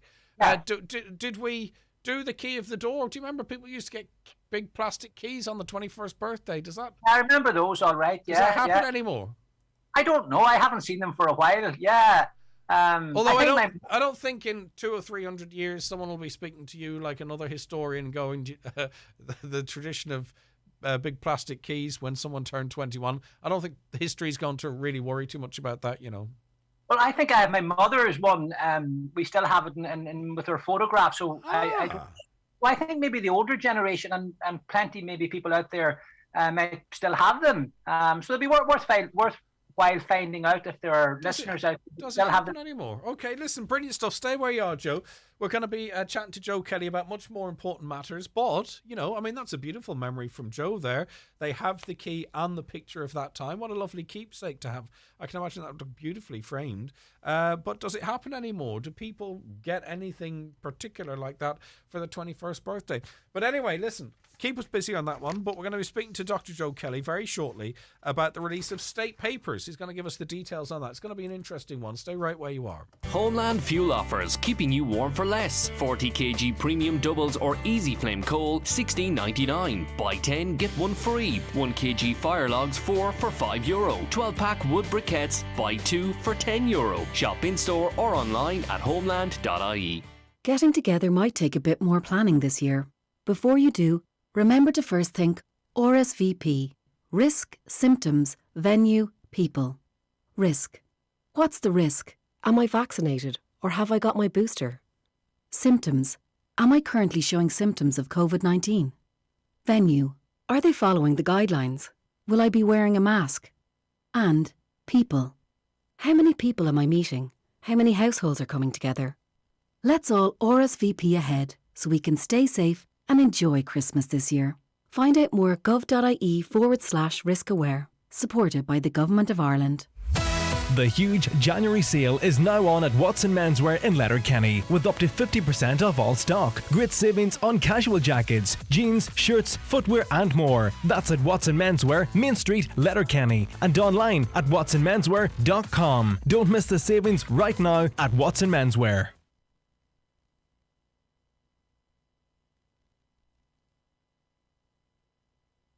Rightio, you're very welcome back to the 9 till noon show, and we are joined and rejoined by Dr. Joe Kelly. Matthew, why, Joe? It's great to have you on the show as always. Right, tell us the release of the state papers. What's going on here? Is it they're kept secret for 30 odd years, and then we get them released at the start of each year? Is that it? Believe it or not, it's a wee bit like your key idea there, the idea of opening. Sometimes they'll put stuff under lock so as that it's safe. Maybe it's too raw, maybe it's too political. And particularly now the files that came out this year, a lot of them would have to do with the peace process. If that came out too early or if that was available too early, it might scupper things, it might create difficulties, it might create tensions. You said this and you said that. So normally the state papers would be released depending on their sensitivity, and that has to be judged by the officials within the various departments. Generally, they would be released. Now it's 20 years. It used to be 30 years, but in Northern Ireland, the Public Record Service reduced it to 20 years. And so in 2018, our government passed legislation that any state papers can be released, providing they're not too sensitive, after 20 years. Personally, I think that's a wee bit too early. And I'm thinking particularly in relation to our own peace process at the moment, that there's some of the stuff in there that I think would be unhelpful if it was exploited from political reasons, but maybe we're beyond that. So there's a number of files that have been opened. There's about 695 files that have been released this year, but not all of them, all the files are fully opened. There's 565 partially opened on top of that. And then there's, which is very interesting, there's 132 files that aren't opened at all. They won't be opened. Well, that's the stuff we want to get our hands on, isn't it? Well, again, it's a matter of timing and what's appropriate, and that's where the whole thing lies. But who judges that, though? Because, it would have to be independent, and we'll get into the nitty-gritty of it, but let's just say, right, we're a couple of years out from an election here in the Republic, and something from 20 years ago was very unfavourable or didn't shine, say, Fianna Fáil or Fine Gael, who are in government at the moment, in a very positive light. Can we be satisfied that there's no political influence on what is and what isn't released? Who is determining why? Well, I'm not sure what the determination is or the criteria, and I'm sure they have that internally. But I would imagine these are civil servants, particularly those involved with the National Archives, which has an independent board appointed. And I would say that they're academic enough and sensible enough to know what can be released and what can't be released. Just for example, the compensation papers for the Bloody Sunday episode in 1921 in Croke Park. It was November 21st, 1920. Sorry, that was only released this year. As part of these archives. Again, maybe it was too sensitive because there were family members involved in that, maybe your great-grandparents or whatever, and you were getting information about them, and maybe they were siding one way or the other. And there's that whole thing. There's things I know, for example, as a historian in my own community, people that I've recorded that are long dead, that I can never repeat. Just because it's true and just because it's a fact doesn't give one the right to use it, if that makes sense. Yes. Sometimes let sleeping dogs lie, as they say. Okay, so a lot of the stuff we're going to talk about is more recent, but are you saying that there's stuff going back 100 years was only recently released? And if so, what?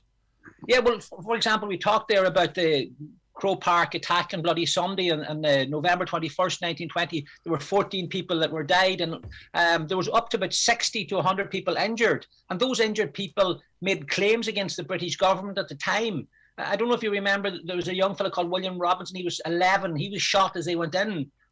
He was only 11 years of age, and the parents obviously sued the government, the British government at the time, and he got 50. He received £50. That's all he was worth, was £50. Terrible to think that. But then, like for example, Anne Burke, whose husband James died in the attack, she was awarded €400. And a small pension of £2 for the three youngest children until they reached the age of 16 or died. I thought that was very interesting, or died. In other words, children didn't necessarily live to into their teenage. It was factored in as a matter of course. Yeah, and then there was a James Hogan. He had his arm amputated because of a wound, and then he later died gangrene. And the sister claimed £40 for his death.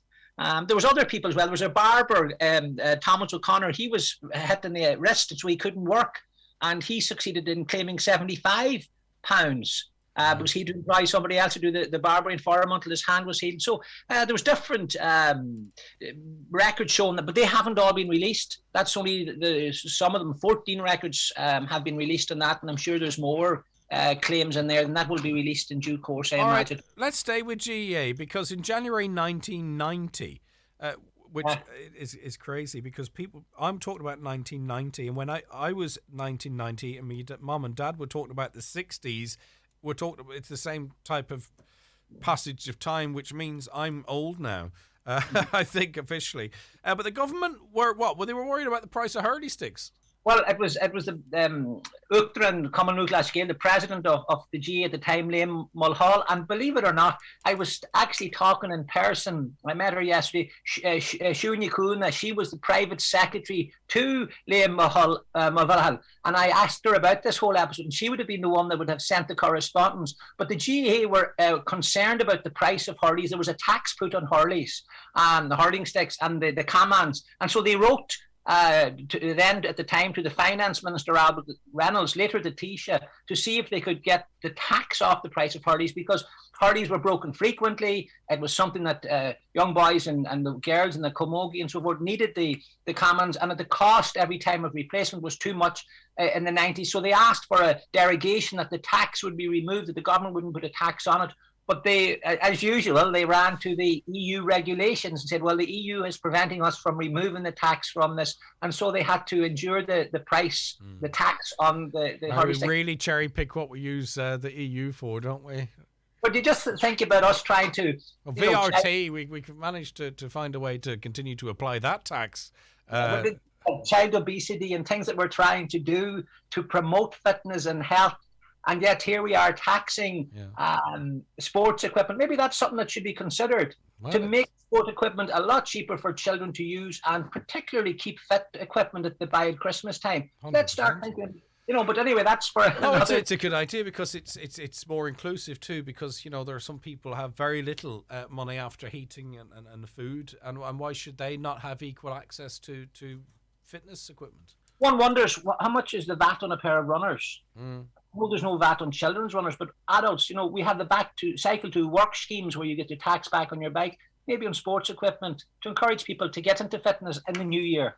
Yeah, well, as it relates to tax on children's schools, we might be talking about that in the release of state papers in another 10 or 15 years, because there is some controversial history in that regard. The Princess of Prussia, of Russia. Prussia. Yeah, Prussia was an old empire. People think of countries now like Germany and Austria and France. There were no countries really up until 1870s. Italy didn't become a country until 1922 with Mussolini unifying all the little states. So Prussia was part of Russia, Poland, Germany, that whole area there. So you Austrian, Hungarian Empire, and then you had the Prussian Empire. So that's going back before World War One. That all changed after World War One. So she was one of their family. She was the great-granddaughter of the last German emperor. Christia was her name, of Prussia, and she had family jewels, and she was on holidays in Dalkey in Dublin in 1978, and she was robbed. Now, they believe it was an IRA robbery. How they knew about these jewels, I don't know. But she wrote to the president, asking President of Ireland at the time, President Hillary, in November 1978, asking for assistance to get some money for this, be it an insurance claim or for the crime side of the event, to see if it could be investigated further and to put some pressure on. And it was estimated it was about £77,000 worth of jewellery that was stolen at the time. That's all we know in the file. It was stated that it was believed it was an IRA holdup. What happened after that, I am unsure, but the diplomats both in Germany and in Ireland did their best to facilitate her, because she used to come quite frequently on holidays to Ireland. So that thought it was a very interesting thing. So she wanted the state to compensate her for her jewels being stolen in Ireland, is that it? Well, not so much the state, the insurance company in the house that she... Right, okay. Saying that would be covered under that, I and that just because she had gone back home again, that the investigation would stay alive, and that would make sense. Right, this whole knighthood system they have in Britain, I could never get my head around it. Of course, very controversial at the moment, with Tony Blair being thanked, I suppose, or acknowledged for his service in receiving a knighthood. There's a massive campaign to have that rescinded, which clearly it won't. But we, at one point, the release of the state papers, we're looking at introducing a similar system, were we? Yeah, I think that's been discussed about over the years. I know our own president, Michael D. Higgins, we have the Gashke Awards for children, trying to encourage them to get some kind of state award. And I think it's interesting that back in 1991, the records show that Bernard Durkin, he was a Fine Gael TD at the time, and there were others who was pushing for some kind of knighthood, Irish knighthoods. But the likes of, say, Stephen Roach at the time, had won the Tour de France, Sean Kelly, you had Bob Geldof, you had Bono and U2, people like that. But I don't think Bob Geldof and those were too concerned about such titles. But at the same time, I think there is something amiss in Ireland. That's maybe for another time. But do we not get that through? And it would be an amazing honour to get the freedom of your county or of your city. I mean, is that not real recognition, meaningful recognition? You don't necessarily walk around, with it tattooed on your forehead. But we do have a way of recognising people's contributions, the safety awards that we'd have, those involved in a rescue or what have you. Yeah, I understand that, but maybe it's just a title idea. Are you fishing here for Sir Dr. Joe Kelly? Is that what's going on here? 2 titles, that wouldn't work. That wouldn't work. But I don't think, like Roger, I don't know if Roger Casement, who used to come to Godahork and Donegal, used to come to ours and Fanet. He was titled Sir. Another time, maybe I'll do a talk on him. But he didn't want to take it. He didn't want to take the title. So he got sick that morning. And didn't want to refuse at the same time. But he was titled Sir. And then obviously later on, when he was tried for importing arms against the British Empire, he was stripped of his title. Right, okay. So we'll definitely have to have a chat about him. There would be a problem of Irish knighthoods, because maybe we would be awarding them one week and we'd be stripping them off the people the following week. Yeah, and maybe the same one 4 times in a very short period of time. Tell us about the infamous Imelda Marcos. She's the wife of the former Philippines president. Visited in Ireland in the early 70s. Well, we've learned some information about that. What's the story there? Well, we know that Ferdinand Marcos, he was a tyrant of a leader, and what he did in the Philippines, he was a dictator between 72 and 81. I remember that whole history at the time. It was awful what he did. And there was a famous priest at the time, Father Niall O'Brien, who wrote a lovely book, Seeds of Injustice, and he talked about the whole violence and the way the people were manipulated. And they reckon he sucked out of the Filipino people somewhere between 5 and 10 billion pounds. And stuck it away privately. She was known for all her shoes and her expense and so forth. She was very, very, she was well dressed all the time. I think she had thousands of pairs of shoes, but she decided to come to Ireland in 1973, and she wanted to have there was a few attempts on her life and on her husband's life as well. And so she wanted to have security, and in order for her security to gather or to wear guns or have guns on them, revolvers or whatever armament they would have, they needed state permission. So they write to the Irish government looking for permission for 18 bodyguards to carry guns to protect her. So, I mean, obviously it was, she'd 18 people in her group, and for security and personal reasons, she wanted them to have guns, and they were granted permission to do so. So I just thought it was very interesting to think that we were tied in, that she came here. Little did they know what her husband and what she had been doing at the time back in their own country. Yeah. I think we have an affinity in this country with the people of the Philippines. We always had. Maybe that's down to the missionaries. But there's some really interesting connections between our part of the world and others. I mean, isn't there a place in is it Brazil that people speak with Irish accents, have Irish names, that type of stuff? Yeah, Dan Mulhall, I had the privilege of having dinner with him. He's an ambassador to America. This is back some years ago, and he tells a story about him going to Argentina. He was at Argentina, yeah, with Dick Spring, who was the Minister for Foreign Affairs at the time, and he ends up at this Irish centre, and this big burly red-haired man, and he says, what county are you from? And he says, I'm from County Buenos Aires. He'd never been to Ireland, but he had the Irish red hair and the freckles, never been to Ireland, and they had left in the 1850s from Cork. So from County Buenos Aires. So I think there's plenty places like that throughout the world. And I think there's some story about nuns going over here. I've done the story, but my head just can't get around it just at the moment. Right, we'd be very familiar with maybe Nellie the elephant or Jumbo, but what about Mimi? Mimi, it's a very interesting story. State visits are part of the presidential role, and President Hillary, who was our president, in 1979, he went to Tanzania. And kind of a diplomatic row ensued afterwards. He, as out of honour and respect maybe for this visit, and you could imagine maybe at the time not too many dignitaries would have been going to these poor African countries, and he was awarded, or he was gifted, an elephant. Mimi was her name. And with a view to him taking it away with him. Well, you couldn't insult the nation by not accepting it. You see, at the time, probably people were wanting elephants for breeding purposes, right, to stock and so forth. And so, as a nice gesture, they offered one to the President of Ireland to take to Ireland, and that they could have this. And so it was transported to Dublin Zoo in 1980. And subsequently, it ended up in Liverpool. She was a 3-year-old elephant. But then, after that, a bill came in then from the Tanzanian government looking for reimbursement for the cost of the delivery. So that caused a little bit of a diplomatic difficulty. Who was going to pay for it? And was it the President's Fund? Was it the Department of the Taoiseach? Was it the Department of Foreign Affairs? But it was resolved. I haven't found the details of actually how it was resolved, but I imagine that the Irish government had to end up paying for this gift that we were presented with. So the gift was free, but we had to pay the post and packaging. Yeah, that's it. There you are now. So okay, that's that is quite random. Okay, Prince Charles was here. The Britain's Prince Charles was here on a state trip in 1995. The British Queen Mother then had an interest in coming here as well. Is that what we've learned? Yeah, she seemed to have really wanted to come to Ireland. She had a great interest in what her Charles had done, and she'd expressed her interest that she would like to go. But she was told that it wasn't appropriate at that time. And later then, the Queen Mother, or the Queen herself then came, I think it was in 2011. But it was just interesting to find that she was interested in coming to Ireland. And the other thing was very interesting, and was one of the guards, one of the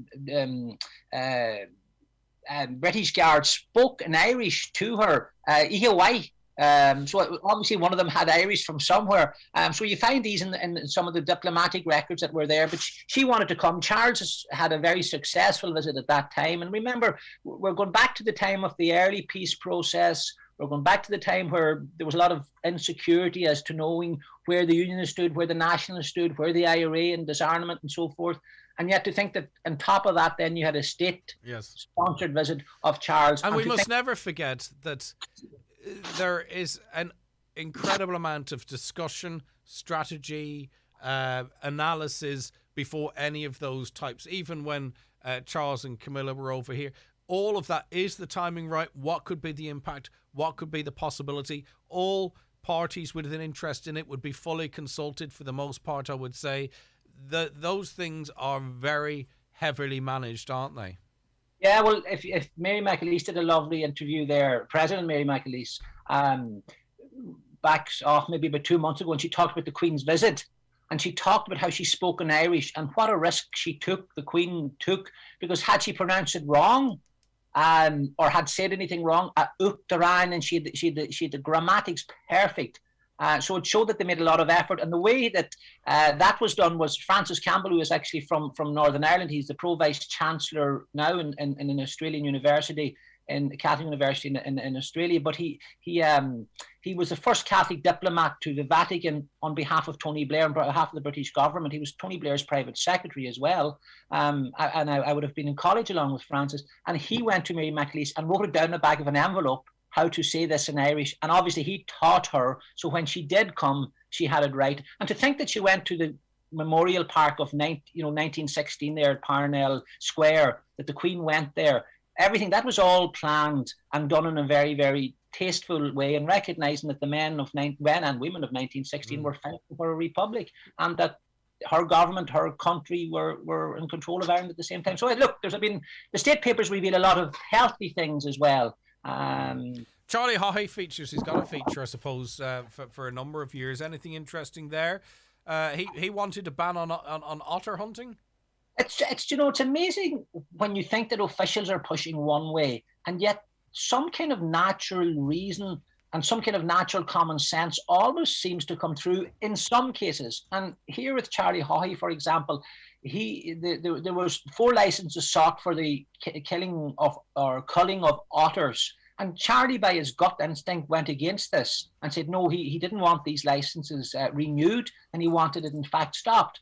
And subsequently, 10 years later, otter hunting was banned in Ireland, and that was in 1990. So to think that he was ahead of the time, and there was a push and a lot of people wanting to have the licenses, and yet he went against it. And the same went true with the EPA, the Environmental Protection Agency.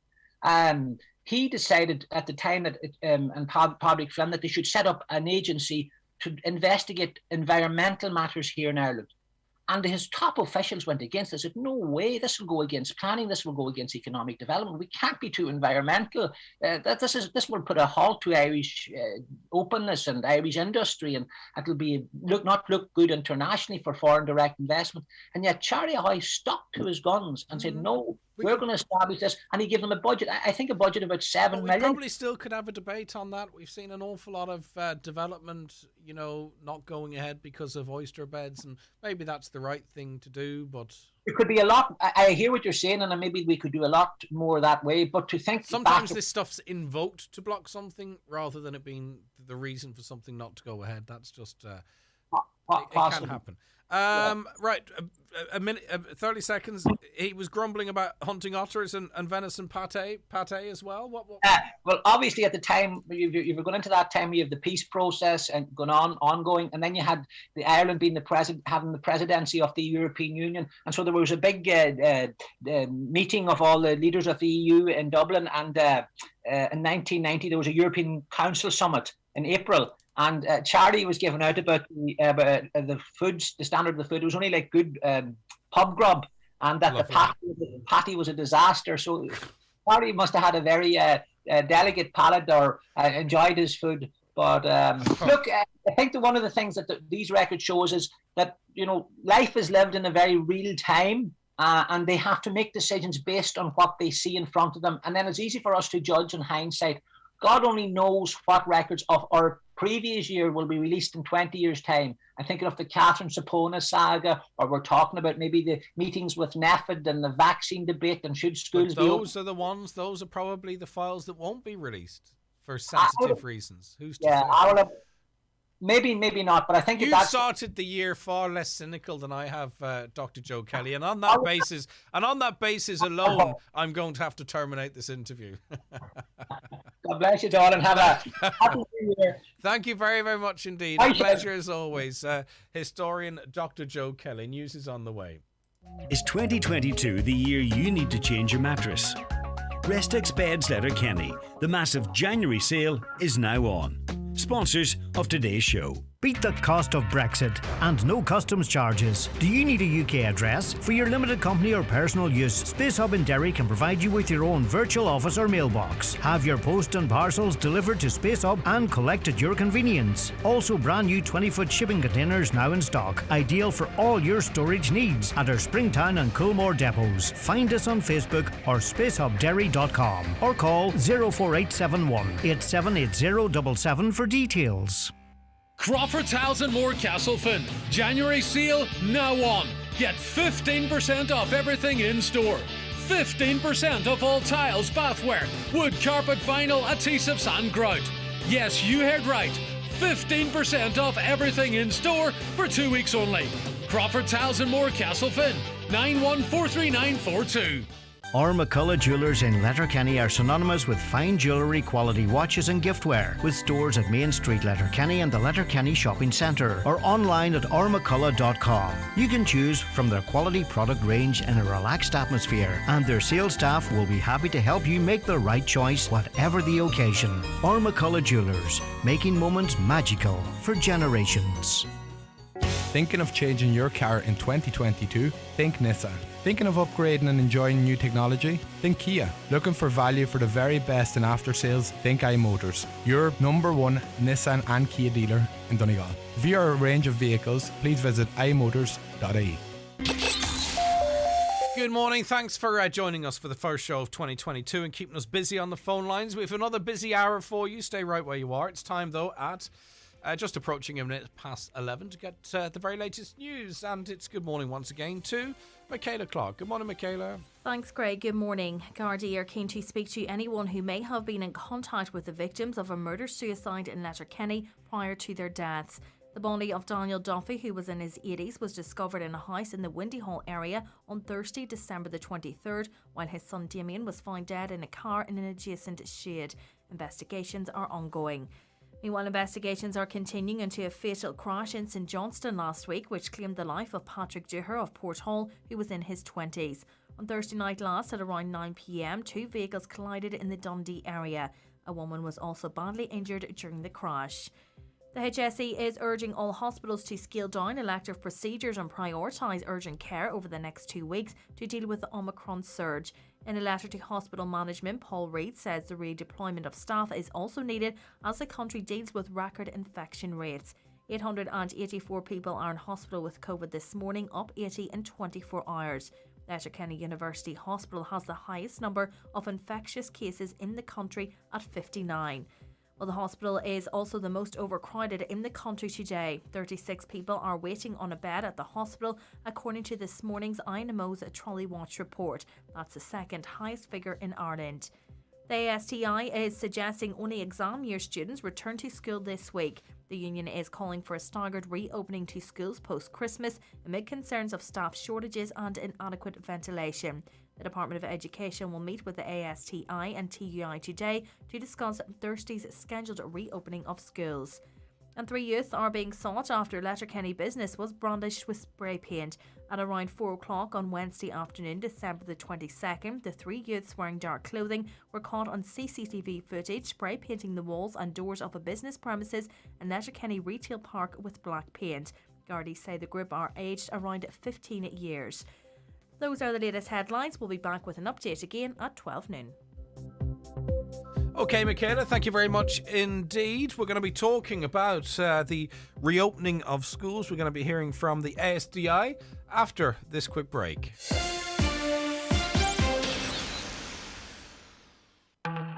The TUI Live Happy sale is here. with thousands of free child places this summer. Splashing? Sorted. Savings of up to €250 per booking. Plus low booking deposits and the TUI holiday promise for complete peace of mind. Here we come. So relax and get booking. TUI, live happy. Offer T's and C's apply.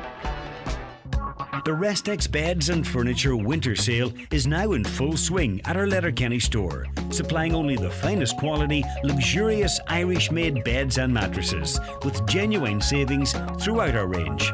We look forward to seeing you at the Restex Beds and Furniture Winter Sale. Here's another amazing Aldi offer. Our Grow with Aldi programme in association with Bordbia offers ambitious Irish producers the opportunity of a lifetime to supply Aldi stores nationwide. It's great news for our customers too, because they get to support local Irish suppliers. If you've got a product you want to tell the whole country about, apply now and find out more at aldi.ie/grow. Applications close the 21st of January. Aldi, everyday Irish, everyday amazing. January sale now on at Curry's. Save €100 on the Dell Inspiron laptop with Intel i3 processor, now $529. Get the Panasonic 65-inch 4K UHD TV, now $949. Save €500. And save up to €400 on American-style fridge freezers. Plus, we've got free delivery on all large kitchen appliances and large screen TVs. T's and C's apply. Get in-store or online at currys.ie. All right, a texter says, am I the only parent in this county who thinks that schools should open on Thursday? If parents are concerned, they should just keep their children at home.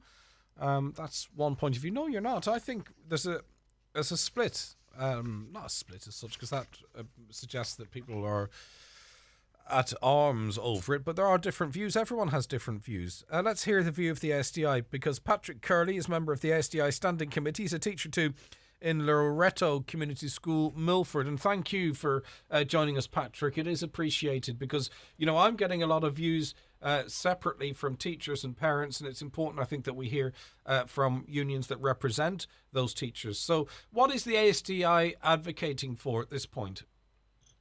Hello, Greg, and Happy New Year to you and all your listeners. Yeah, look, the whole thing here is born out of concern for the actual community, concern for students, concern for the staffing involved in schools. As we know, the new Omicron variant is very transmissible. I think it's up to 5 times more transmissible than the previous one, Delta. And I think it's unfortunate that the government haven't come together with schools and you know, unions and management to decide how we're going to approach the kind of the dangerous area of just after Christmas, and that we make sure that runs nice and smooth so that our schools can continue to stay open and serve our pupils and the community. What does a staggered return look like? Well, the staggered return would be that there would be a prioritisation given to the Leaving Cert students and the junior cycle students, because they're the ones that will be looking to get certificate exams. So those would be prioritised. Those would be brought back first in a gradual basis. And what we're trying to do here, the whole emphasis here, is to try and get over the spike in cases. And obviously, we're looking for air filtration in schools as well. There has been them mooted for months now. Yeah, but would this move not? It wouldn't help us get over the spike. It would defer the spike. I mean, you talked about the transmissibility. Is there not an inevitability here, Patrick? Yeah, but it's a bit like, you know, protecting the health service. If everything comes together, there's going to be huge amounts of pupils missing school. There's going to be huge amounts of staff missing school, all at the same time. So there will be a huge disruption. Whereas if you can kind of even out the curve, as the saying goes, you're going to have much more continuity and actually a better education. Yeah, but that being said, you know, we have, I presume most teachers are vaccinated, if not boosted. You know, much of the secondary school population is vaccinated. They're sitting with the windows open. They're sitting with masks on. There's not much else. I mean, if that's not a safe environment, or it's not the safest environment we can possibly have, what else could be left to be done? I mean, well, look, it's always been touted as our schools are safe, but the reality is that management and teachers and the school community try their best. But in some schools, there's 1,000 pupils in them, and schools have even engaged in different lunch breaks, different staggered breaks, staggered lunches to try and ease congestion and stuff.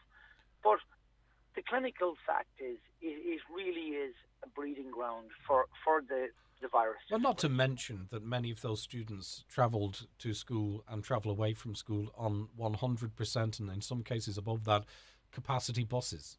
Yeah. I mean, that's look, we're managing it. I would never say it's like, what is safe? Safe is a matter of degrees.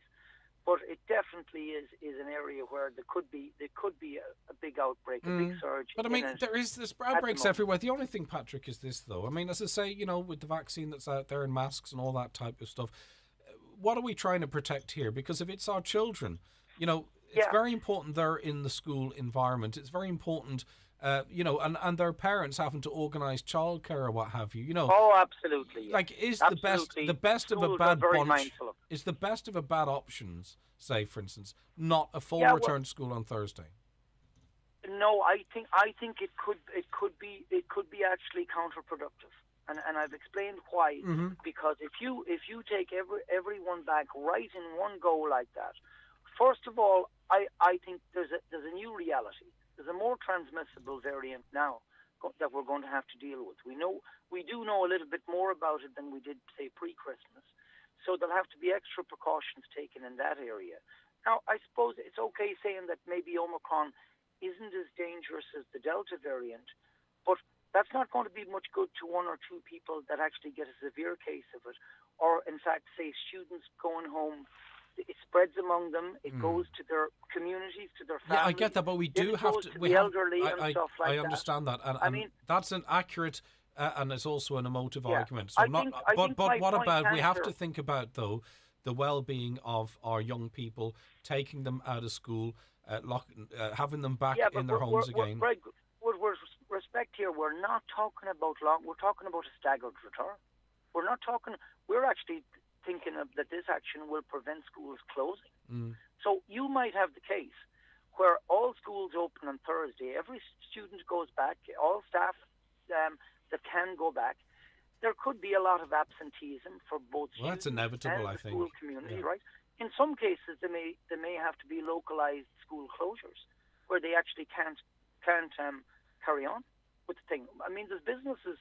I was looking at a business this morning where I was ringing for a product. Their whole business is closed down, and the phone number went to a remote guy. He was actually isolating, and the business was closed down. That's a small tool hire business that I rang this morning. So, I mean, it's inevitable that if we're not careful and if we don't do this thing right, ASTI is not talking about closing schools. We are talking about a cautious, staged, managed. You can't eradicate the risk, but you certainly can manage the risk. Well, I mean, you could manage the risk as well with proper investment in the likes of things like ventilation systems. Yeah. We've known for a very long time that primarily this is airborne, and that poor ventilation is one of the biggest factors in the spread of this. Yet there has been a resistance to invest properly. We have these CO2 monitors, so we know perhaps there's the classrooms that actually would need these primarily these ventilation systems. I mean, has the likes of the SDI and others done enough to either pressure or indeed, dare I say, embarrass the government into making these environments safe for your members and for the pupils? Well, certainly as a member of Standing Committee, I have been discussing for months now, in some cases, the lack of CO2 monitors, and in a lot of cases, how they were delayed. Now, I know there's delays for every product at the moment with global shipping and whatever, but we've also been discussing these HEPA-type filters and another type of system called air purifiers. And it seems to me that principals have to go on their own hawk and try and secure these and get an air engineer. I mean, this should have been done centrally by the department, where they simply allocated these systems out. Because I mean you got to get your orders for things in now well in advance. So to be doing them on a one ad hoc basis, one school at a time, I don't think really was appropriate. There is nothing and coming they have from. Been calling for this. Yeah, okay. There's nothing coming from either the Department of Education or the government to suggest that there will be any delay to opening or staggered opening. I'm not hearing anything. That's not what the mood music is suggesting to me. Will the ASTI send their members in on Thursday if they persist with a full reopening? Well, the ASTI is very concerned about its obviously members. And their health and well-being, also the whole school community. But I mean, I have to repeat, the ASTI does not want schools closed. They want them open. They want them well managed and in a situation where they will be open for the foreseeable months, coming right up to the Leaving Cert in June. There is a meeting, as you have highlighted, between the unions, the ASTI, and the government, and other unions as well, the INTO, I suppose, and for the primary sector will be there as well. And, it's up to the government, I feel now, to make sure that education, as we quite rightly know, is a priority. The mental health and well-being of students is a top priority. I don't think there's any teacher in the country that does not want to return to school on Thursday.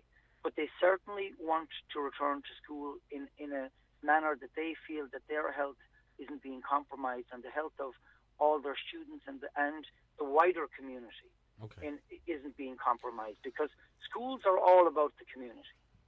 And, we want to help with the problem. We don't want to exasperate or make the problem worse. But is there, if they decide to press ahead with the reopening on Thursday, will ASTI members work with the Department of Education? Will they be returning to work as expected, do you think? I certainly think that the ASTI will work with the government and communities. But I'm hoping that, of course, there'll be plans put in place that in light of this new, more transmissible variant, that there will be extra precautions put in place. All right, thank you. It's just a sensible approach. Really. Okay, thank you for your. I think if there's sensible approaches all around, I think we absolutely can get a very managed approach to going back to work in a safe manner for everyone. Okay, thank you for your time this morning. Patrick Curley, member of the ASTI Standing Committee and teacher in Loreto Community School in Milford. More of your comments here. Hi, Greg. I think if schools close, children in junior and leaving should have online classes at the same time on the timetable in the same time frame. This hasn't been happening the last time. Under the ASTI proposals, though, those two cohorts would go into school. But at the same time, if that were to happen, I know we'd be contacted by parents saying, I don't think my Leaving Cert student should have to go into school for this reason, that reason and the other. There's a myriad of views out there. Has anyone asked about the logistics in getting the children to school on public transport? Well, I've mentioned that on numerous occasions on this programme. It doesn't seem to be a huge concern. Certainly, I would imagine it is within those providing school transport. But the elephant in the room is that all of these children are on packed buses heading into school, and then all the in-school rules apply. But, the driver of the bus can't police the bus and make sure it stays between the ditches. But the government, at very short notice, withdrew, even though they had contracted bus drivers to run at 50%. They changed those rules at the drop of a hat. And I presume there was a lot of people out there who had brought on extra drivers or extra buses, and they were at that. But they insisted on doing it. And it's controversial. If you get COVID and do not have the booster, you will have to stay in for 10 days. With booster, you have to stay in for 7 days. That was on RT News last week. Well, they're looking at that again because, they're saying, hold on, it's very dangerous, but we need you at work, so we're going to make it sort of slightly less dangerous so you can get back to work. That's how some might see it feels.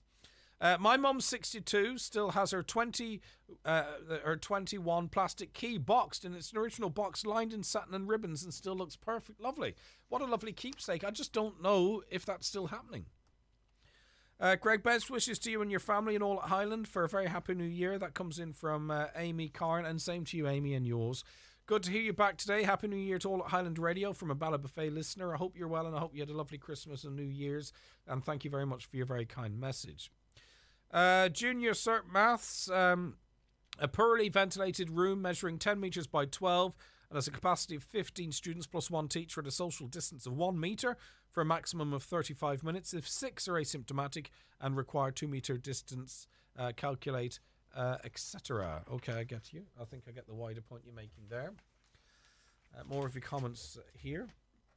I wish someone would tell us what Paul Reid is doing to justify the pay he's getting. It's definitely not noticeable in Letterkenny University Hospital. Frontline workers are on the brink of collapse. He had a driver to take him from Leitrim to Dublin, as it would be tiring for him to drive himself. He's on, what, 450k plus 20k for the driver?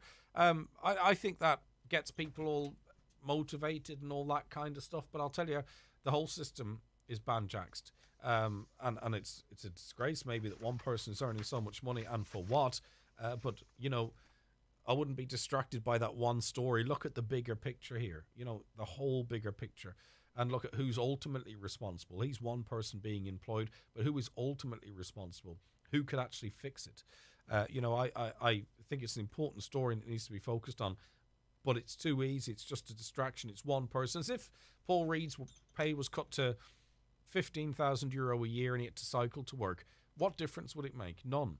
Like, you know, that needs to be addressed. But as I say, it's almost a distraction from the person who's actually the boss of the HSE, which is Stephen Donnelly. He's the owner, not the owner. He is the head of the HSE. He's the boss. If you follow the chain all the way up, it's him. I wish someone would tell it. Oh, I just read that. In a democracy, should we have state secrets or secret documents? I don't know. It's a big question I can't answer just off the cuff. A big shout out to Buncrana Tidy Towns and their great results. We're so proud of our tidy towns. Always looking beautiful, Buncrana. Hi, Greg. I know you mentioned 10 days, but just to flag what children under 13 years who are household contacts and unvaxxed need to isolate for 14 days from a positive PCR test result. Not actual test date. HSE arranges 3 PCRs for those children once listed as close contacts. 3 PCRs? I'm not sure that's the case, but anyway, it's confusing. Just been to Aldi, a 12-pack of larger old price. Oh, sorry. Here we go. Beg your pardon. I've just been to Aldi. A 12-pack of lager. The old price was $8.99. Now $18.49. Which it's not the 45, you know, that was being posted on social media and stuff. It's doubled in price, a little bit more. More tax for our greedy government. Nothing to do with health, just money grabbers, they say. Is there any word of when the test centres will be back up and running in the Carndonagh area? What test centres? Is that like for COVID or cars? If it's COVID, you can forget about it because there's not enough people making enough noise to make that happen. How come there are rules against unvaccinated visitors in Letterkenny University Hospital, but there are staff members looking after the sick who are unvaccinated? Is there? How many? I don't know. This seems to come in the exact same wording on a reasonably regular occasion. Unvaccinated visitors can visit the hospital on compassionate grounds as it relates to how many frontline patient-facing staff are unvaccinated. I don't know. Is there any? You'd need to give me more information on that for me to be able to sort of try and weed out an answer for you. The best place to get a new bed or mattress at a great price is Restex Beds Letterkenny. The massive January sale is now on. Sponsors of today's show. From the smallest shrub to the largest tree in an awkward place, Donnelly Tree Services provide a complete range of tree surgery services. Whether you need to remove a dangerous tree or some nuisance branches, Donnelly Tree Services have the experience and expertise to carry out tree surgery to the highest of professional standards. Call 083 005 9939. Donnelly Tree Services, Donegal. No job is too small, no tree is too tall. Another Christmas gone, another year begun. Another opportunity to do those things you've been meaning to do for so long. Maybe doing something about your hearing loss is one of those things. At Hidden Hearing, we are the hearing experts. Our expert audiologists will assess your needs and recommend what's right for you. The results can be life-changing. Book a free hearing test today. Go to hiddenhearing.ie or call 1-800-370-000. Hidden Hearing. Your hearing is our expertise. Hello, Grace. Where are you heading? Down to Made to Measure Fireplaces in Chrysler. Made to Measure Fireplaces? Didn't you just buy a fireplace there? Yeah, but I'm going now to pick my kitchen worktop.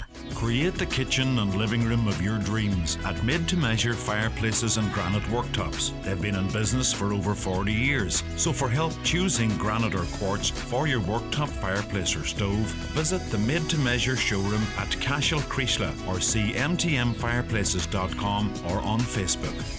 Highland Radio Time Checks, brought to you by Letterkenny Shopping Centre, the centre of shopping in Donegal.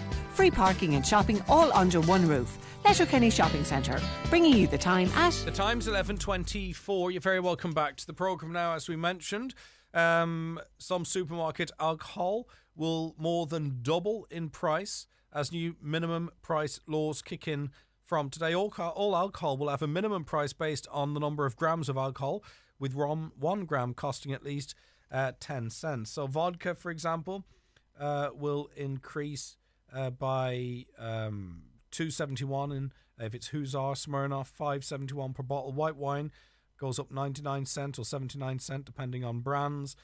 Lager will increase by 12 cans, €10, or 24 cans of Bud, for example, increasing the likes of Super Value by €22.17. A slab would normally cost you €18. It goes up to €40.71. Sheila Gilheany is CEO of Alcohol Action Ireland and joins us on the programme now. Sheila, this feels very much like, it feels very much like legislation for Dublin and Galway and Cork and us that live on the border. It's going to create a very different set of problems, particularly for business people and those who try and run businesses in our border areas. Should we not have waited until this was island-wide? Well, thanks very much, firstly, for having me on. This is a public health matter, and it affects communities right across the country, from Donegal to Cork. And indeed, yes, we would certainly like to see minimum unit pricing come into play in Northern Ireland, and there are moves to have that. But I think the important thing really to say is that we have very high levels of alcohol harm in Ireland, and that's in Donegal as well. And MEP is just one particular measure to try and tackle some of the harm around it. MEP is a part of a thing called the Public Health Alcohol Act. There's also other elements within that about, say, restrictions on marketing and the availability of alcohol. So it's not a single, if you like, silver bullet. It's one measure of a number of measures, which when taken together has an overall aim of trying to reduce the amount of alcohol which is sold and which is consumed in Ireland. Other measures might be, support for people who have an addiction, and supporting them and having the services in place. Do we really have a multi-pronged response to this, or are we just hitting people in the pocket? We would certainly like to see more support for people with addiction problems. This particular measure is not actually specifically targeted towards people with addiction problems. It's targeted towards those who are drinking at high and high risk levels. Now, we are a country that actually as a whole is drinking at very high levels. So if you were to look at say, the HSE low risk drinking guidelines, as a country, we're drinking about 40% ahead of that low-risk drinking guideline. So we have to really look at it that in that whole of the population area. It's not just, or in fact, this particular measure is not directed at people with addiction problems, and I agree completely that there should be much, much more help and support available for those people. So is this then to reduce the amount of casual drinking then, if it's not to address, problem drinking? Well, I won't use that phrase because... obviously, a lot of people would feel that the minimums or the maximums are really quite low anyway, and the binge drinking phrase is overused. Some people would feel that. We get that in here now and again. But so who is this being targeted? Is it to stop people having a couple of cans on a Friday evening then, or what? It's been targeted at people who are drinking at very high levels. So, for example, in Ireland, as I just said, we are drinking at high levels. We would have binge drinking, for example, which is, heavy episodic drinking more than 6 drinks at one particular session. People would do that. Drinkers tend to do that at least once a month, in many cases much more than that. We have the highest level of that high episodic drinking in Europe amongst our young people. And that all of that drinking has very direct impacts on our health. So there are about 1,000 deaths a year, every year. That's 3 deaths a day that arise from alcohol use. About 10% of our healthcare budget actually goes into alcohol-related hospital care.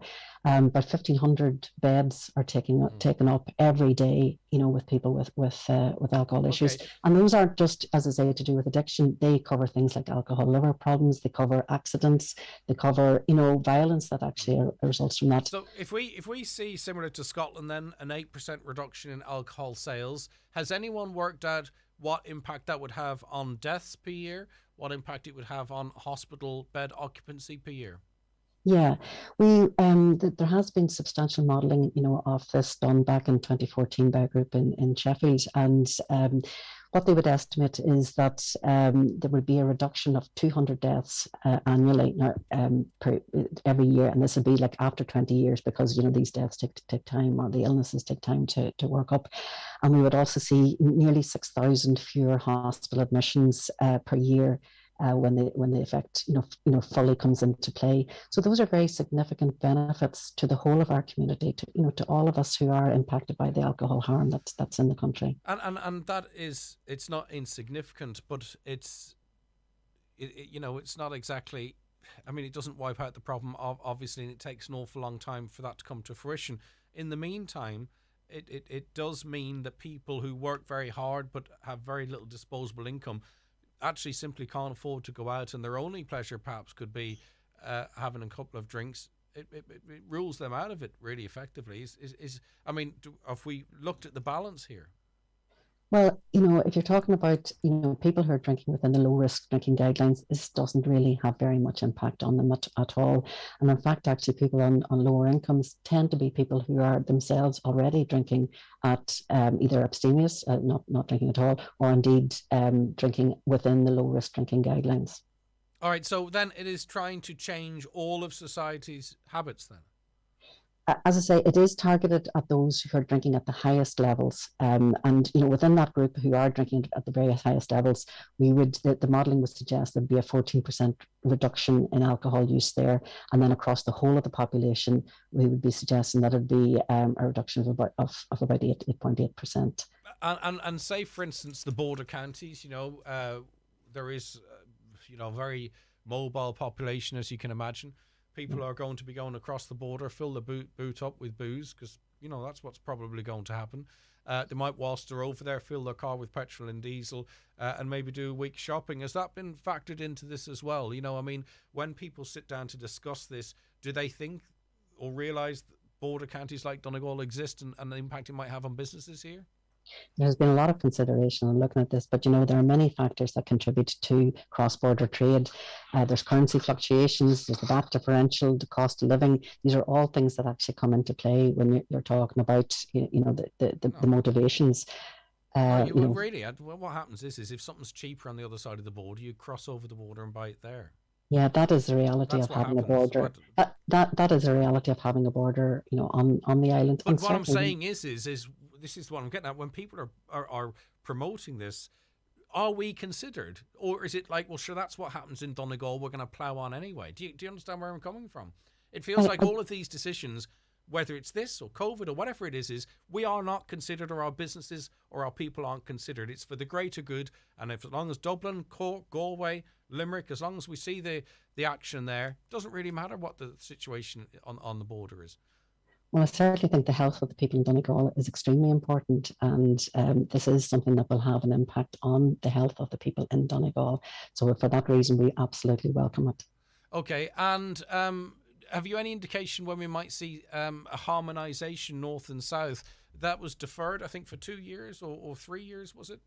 So it is under discussion, and the Minister for Health in Northern Ireland has said that he is going to have to launch a public consultation of this early in 2022. Because I think Scotland and Wales already have, and there is sort of a move in the direction to see this happening in England and and to Yes. Northern Ireland. It perhaps would be more palatable if it were across the island of Ireland. But I would agree completely with that. Absolutely. okay. Listen, thank you very much for your time. I appreciate it greatly, and it's been very nice to see you and speak to you. Sheila Gilheany, CEO of Alcohol Action Ireland. As I say, I find it just a little bit frustrating that, you know, we're by the by always here. Our businesses are by the by, it seems. You know, there are companies who employ our workers and our families and us who are going to see significant changes in their income, I'd imagine. I hope I'm wrong. Maybe I'm wrong. I don't see, they're not exactly, you know, banging down the door to come on and complain about it, so maybe they see things differently. It's not for me necessarily to speak on their behalf without their say. A call from a lady who says she's still waiting for a test for over 9 days now, and the HSC are fobbing her off and can't get a test anywhere. Well, I mean, did you contact your GP and get referred for a test, I wonder? It's very frustrating for you, but your GP, unless your GP is also saying, look, I'm not sending you for a test, there's something seriously amiss there. I mean, 9 days looking for a test, the onset of symptoms would have probably been a day or two before that. I mean, even if you get the test, you're ready to return to normal duties almost, aren't you? I don't know if is this beg your pardon. I don't know if it's still the case, but revenue supposedly low call rate number was not recognised by many mobile packages providers, so calls could easily cost €10 upwards. I pointed this out to Revenue. They admitted that was the case, and they advised to ring one of their landlines. I always try and ring a landline no matter what agency or business I'm contacting. This occurred about 3 years ago. That comes in from James. James, I can't add to that, I'm afraid. I'm not sure. Right, okay. It is the 9 till noon show. We're now here on Highland Radio, back after these quick messages. Is 2022 the year you need to change your mattress? Restex Beds Letterkenny, the massive January sale is now on. Sponsors of today's show. Homeland Fuel offers, keeping you warm for less. 20 kg Super Therm, buy 5 bags, get 1 bag of hardwood logs free. 10 kg wood pellets, buy 10, get 1 free. Board Namona briquettes, buy 3 for €16. Shop in-store or online at homeland.ie. At Cherrymore Kitchens and Bedrooms, Donegal Town, their sale is now on. New 2022 collections now in stock, with great offers across all ranges. See in store for details. Book a design consultation today on 074 9725822 or see cherrymore.ie. Cherrymore, excellence in manufacturing since 1996. The huge January sale is now on at Watson Menswear in Letterkenny with up to 50% off all stock. Great savings on casual jackets, jeans, shirts, footwear and more. That's at Watson Menswear, Main Street, Letterkenny, and online at watsonmenswear.com. Don't miss the savings right now at Watson Menswear. Okay, more of your comments. Greg, if the government were really serious about alcohol harm, why not reduce the price of alcohol? Free drink, putting the price of alcohol up is not going to stop people who are addicted. What services are available to help those people? The alcohol-free drink is so much better tasting than before, but you couldn't afford it. Yeah, indeed. You know, it's very expensive. In fact, it should be discounted, shouldn't it? It should be the same price as a Mawadi or something. But they say it's not about, and according to our last guest, it's not about people who are addicted to alcohol, and it's about saving 200 lives per year over 20 years, or 20 years on. I wish to God they would put more effort into attacking the drug problem. Thank you. That comes in from Mary. Indeed, it is a big problem. And I said on this programme last year, early last year, that, you know, if you don't also tackle the drug problem at the same time, what are you going to do? If you're a young person, not all young people, by the way, I don't want anyone for a second, I've got nothing but admiration for our young people, but put it like this, you know, if 24 cans of Budweiser are now €48, but there's someone you know that will give you, you know, drugs for half of that, what do you do? You know, I just feel that we should have had a two-pronged approach to talk about the drugs issue and at the same time as making drink very expensive, because a lot of young people aren't going into pubs, you know. That's just the facts. I think there's a bit of a shift there. A lot of them are, but they aren't. And I agree with Mary in that I think this is going to probably make the drugs problem worse. Hi, Greg. The increase in alcohol is going to push under people to cheaper drugs. Another listener says, yeah, I agree. If the extra money now made on the drink should be used for addiction centres, supports and mental health, then maybe everyone could see the point in it. They don't ring fence taxes. Isn't that what the government says? They don't do that. Another caller says this drives up crimes. That's all it does. If people are addicted to something, then they will get it any way possible. Are these people this stupid not to know this?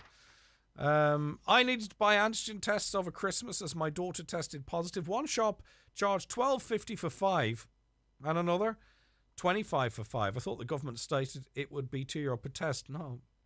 The government says, no, the market will sort this out. We're not getting involved in this.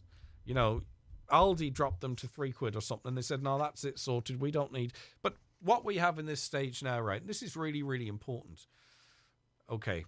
And this is what people really need to start thinking about. We have a government and their advisors that told us these tests were snake oil, right? One of them did. And they went on the telly, okay, and they poured liquids into these antigen tests like Coke, Diet Coke or something, and said, look, they don't work. You can make them. They don't work. They went on and not only called them snake oil, but they discredited the antigen tests. And they resisted the antigen tests all year when everyone else was saying, why other countries using this, why aren't we? Then they say, don't use them if you're symptomatic. Do not use them. Don't use them if you're symptomatic. Get a PCR test. Well, they can't give us PCR tests. So what to do? Use them if you're symptomatic. That is grand. No problem. Batter on with that. They don't subsidise them. Right? They don't subsidise them. So we have to pay for them. So you've got people who have very little money, right? And there's many, many people in this county with very little money. To follow public health guidance, to follow mandate from the government, have to try and find upwards of €25 to buy these tests. It's absolutely ridiculous. And, you know, I don't know how people are I don't know how they're allowed to get away with it, but anyway. 086 60 25,000, that's the WhatsApp. That's if you can get them, by the way. 086 60 25,000, that's the text line. Or 07491 25,000. Now, I know they'll send them out to you now, but I mean, if you look for them on Saturday, you might get them Wednesday. You know, come on now. What are people going to do? Sit waiting on the postman to find out whether they've got COVID or not so they can apply for sick benefit, or they can tell their employer. You know exactly what they're going to do. They're going to go out and buy them. And they only have 300,000 a week available. How long is that going to last? Right, okay, back to other things now, because we were talking about people celebrating the 21st. The key of the door, do you remember? It used to be a big thing. That was my recollection anyway. But I don't think it happens as much anymore. But Angela, it happened to you. Good morning, Angela. Good morning. You're recently turned 21. Yeah, that's right. Right, you have your 21st key. You've held on to it. Oh, I have, yes. And tell us, was this when you were of that age, Angela? Celebrating your 21st birthday was a big thing, wasn't it? Oh, not really, not at all. Was it not? No, meant not at all. No party, nothing. Right, but you got a key though. I did. Who gave you it? It was another student nurse that was in St. Connell's along with me. Right, and is it a big one, a little one? I know, it's quite big. Yeah, it is. And is it made of metal or plastic or what? what? No, it's plastic, and then there's it's covered in silver. Lovely. And it's in a box, is it? No, it's not in a box, but after this now I'm going to get it framed. I think that would be absolutely lovely, even if you had a picture of you. It's good as the first day I got it. Oh, lovely stuff. Yeah, But it obviously meant a lot to you, because I think you told Caroline you're in your 70s, so you've held on to this for half a century. It is, yeah. Still the same as ever, yeah.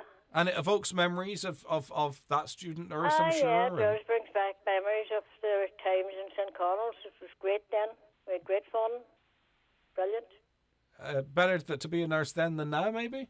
Oh, I would think so, yeah. Okay. And are you the type that holds on to keepsakes, Angela? Do you keep mementos? Yeah, it would be. Yeah, it would be a bit of a holder, all right. Okay. But I just think it's a lovely thing to have. I mean, it's a beautiful part of history, especially for those around you, Angela, your loved ones.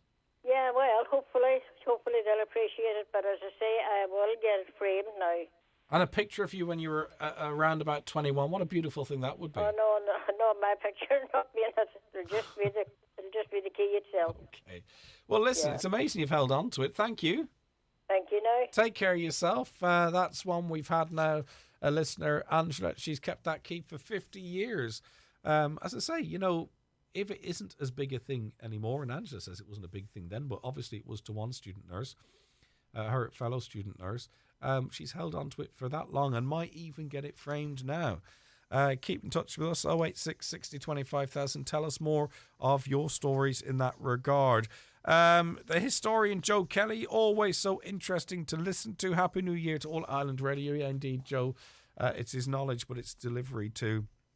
It has to be said. Why is our local minister, Charlie McConalogue, not demanding we have a COVID test centre in Inishowen? I don't know. I think maybe one or two councillors I heard talking about it over Christmas, but I mean, that should have been resolved a long time before now. Can Greg get someone from Bus Éireann on to explain why no one in any school bus monitors mask wearing on the buses, as my daughter is terrified by the low level of masks worn on the school bus? Yeah, indeed, and that is a problem. There's no doubt about that. Right, it is the 9 till noon show here in Highland Radio. Back with more after these. The Holland & Barrett 1 cent sale is back, with buy one get one for just 1 cent on vitamin C, Manuka honey, natural skincare and much more. And you can even mix and match. Shop in-store or at hollandandbarrett.ie.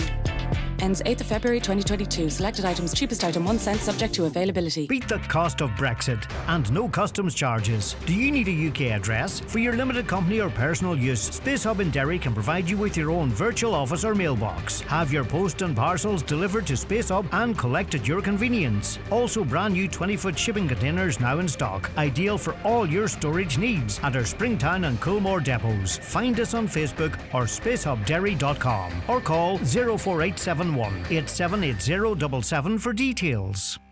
If you're concerned about safe grocery shopping right now, what could be safer than doing it from the comfort of your own home? With Click and Collect at Kelly Centra in Letterkenny, you simply download the Centra app, order your shopping and then pull into the car park to collect at a time that suits. Or phone in your order on 91222026 for no fuss, no contact shopping at Kelly Centra, Mountaintop, Letterkenny. Okay, now Tommy joins us on the programme. Hiya, Tommy. How you doing, Greg? How are you doing? I'm not doing too bad. I just got good news that I'm going to be released. Really? I think you call it discharge, Tommy. Yeah, well. Come here, tell us why you text in. Pardon? Tell me why you text us in. I texted in because of the staff here that's given us nearly individual attention on anything we need or anything they're doing absolutely brilliant job here, so they are. Under very difficult circumstances, Tommy. Yes, certainly under very difficult circumstances, and even if they would ask me, any of us here, are we need something to eat, they'd go and make you a cup of tea and slice of toast. That, yeah, that little bit extra that I think is very good. And you've been in there since Friday. I think lots of people kind of are very nervous about going into hospital at the moment. Well, they're nervous at any time, but you're happy, you felt safe, and you felt well treated. Well, but the thing about it is I went to come in here with COVID, so right. I wasn't going to catch it in the air that, some people have. Yeah. But they do work very carefully, and they're very good. And I couldn't say one word bad against the way that they do things here. They're all the time cleaning thoroughly and very thoroughly. And you got extra special thanks for Jerry, Derek and Tommy. Well, that's me, Tommy and Jerry and Derek's never said to me here, and even at the minute there's staff and here, and they're cleaning again. Good stuff, well done. Yeah. And that's lovely that you're able to... And you're feeling okay now, Tommy, are you? Pardon? You're feeling okay now? I'm feeling not too bad. A little bit weak yet, Vic, but I'm feeling not too bad. Right, and you mentioned yourself you went in because of COVID, was it, or with it? Yeah. I had an awful bad night on Thursday night at home. Right. And my partner has it now as well, actually, at home. Okay. But I'll be heading back out to her again, and I want to thank my family as well for being so good to me, bringing me in stuff, and even neighbours and friends for bringing stuff to the house. Yes. And things like that.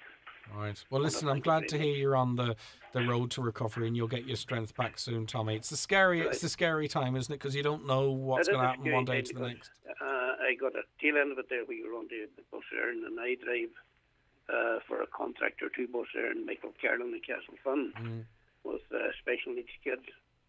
And they do wear their masks. They're very good through there in the bus. They do what they're asked. Okay. Listen, Tommy, you're going to be getting home soon, which is great news. I'm delighted to hear that, and fair play to the staff for looking after you so well. Thank you so much. Thank you very much, Greg. Take care of yourself. Bye-bye. Okay, we are joined in studio now by our own Oisín Kelly. How are you, Oisín? I'm not too bad, Greg. How are you? I'm all right. Once I get this mic up. Come here. Plenty of mics and your cameras. Yeah. It's just Happy like New Christmas Year. Day all over again, isn't it? Happy New Year. Listen, there was handed a warning here about button batteries. This happened to you? Yeah. Okay, tell us what happened. St. Stephen's morning, Yeah. our Boxing Day morning. One of the twins, the 2-year-old twins, Ava and Oren, she basically brought a tea light candle. Because I was sitting on the couch watching TV. We had a busy Christmas day. We thought, right, we're not going anywhere. We'll stay in. We're going to binge on food and watch junk on TV and all that sort of thing. So about after 10 o'clock, she landed over with the candle. We've got the tea light candles and different Christmas decorations, like in the crib, and there's an ornament on the table that had 6 wee tea light candles in it. So she lands over and gives it to me, and the back is off it. So there's no battery in it. So there's not. So we went in. The kitchen area sort of open planned into the dining room, which you can imagine the day after Christmas Day is just full of toys. Yeah, of course. Stuff flying everywhere. So we got the back cover, but we couldn't find the battery. So Ava, as some children do, would have a tendency to put everything goes in the mouth. Everything goes. And what in the age mouth. is Eva now? She's what, two? She's 2 and 2 months. Wow. 2 years and 2 months. So the twins were 2 past. So were in you October. able to ask her? Did she? No. We knew straight away. We couldn't find the battery. Obviously, we went into panic station. We went, calm down. Let's look for the battery first. Yes. So we pulled everything out, checked all the toys underneath mats, or the mats we have down for the kids and stuff. Yeah. And couldn't come across the battery. We knew ourselves because she has a tendency to put stuff in They her mouth. explore the world with the mouth, don't they? So straight to casualty, Letterkenny. Yes.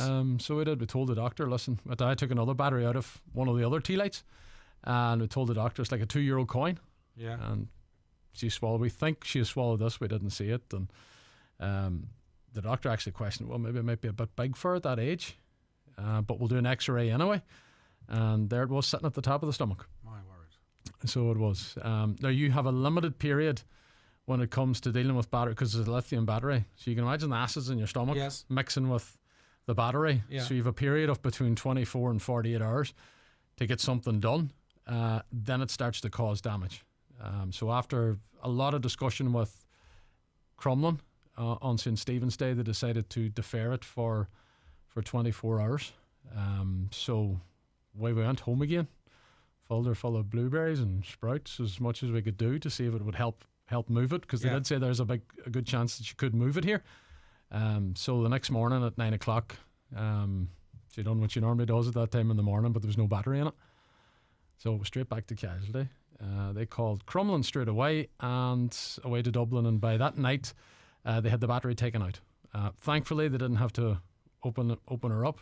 We had to sign consent forms that they may have to open up the front of her and open up the stomach, because the actual battery in the X-ray didn't move from the day before. And so it was not mixing then with stomach? Oh yes, it was. It was. Yeah, already once it's in the stomach, it's mixing with the acid. So, and the fact that it didn't move from where it was the day before, the doctor and the specialist and the surgeon actually thought that maybe it had already attached itself to the wall of the stomach, and the corrosion had already started. And what would it be internal damage, burning then? So that's what it would be, internal damage to the inside of the stomach. But thankfully, the best case scenario of the two was that they put a probe down through the throat, and they were able to poke at it, and it fell into the lower part of the stomach, and then they were able to grab it and take it back up again. So they didn't have to. So literally, they were able to access through. Yeah, they were. But we were very lucky, Greg, because knock her out for that, yeah, she was under anaesthetic, full anaesthetic. So you can imagine what she was like when she started to come around. Yeah. Haven't ate anything for 6 hours, very tired, coming out of an anaesthetic. It was a stressful couple of hours afterwards. A stressful couple of days, Greg, even. Yeah. Because we're very lucky, because in the majority of cases, they don't go the whole way down. They get stuck here. Yeah, in the throat area and the stop, and they cause real problems. She could have started choking there and then. So what were you told? Because I know you're speaking publicly. so to give advice to other people if this should happen to them. Yeah. So what were you told, or what do we know? Well, you have to keep an eye on items that have these batteries in it. They're everything from wee fobs to TV controls. I thought they were all supposed to have screws. Well, that was going to be my next point. Yeah. We have several candle tea light batteries in the house. Most of them have screws in them. So they do. But the set that was on this particular decoration didn't have screws in the back of it. They were closed and it clicked in. Well, can I just say, because I might as well be honest here, if I take a screw out to put up, now maybe it's going to be different now because Hudson's eaten everything as well. I would probably not always put that screw back in. Put it in.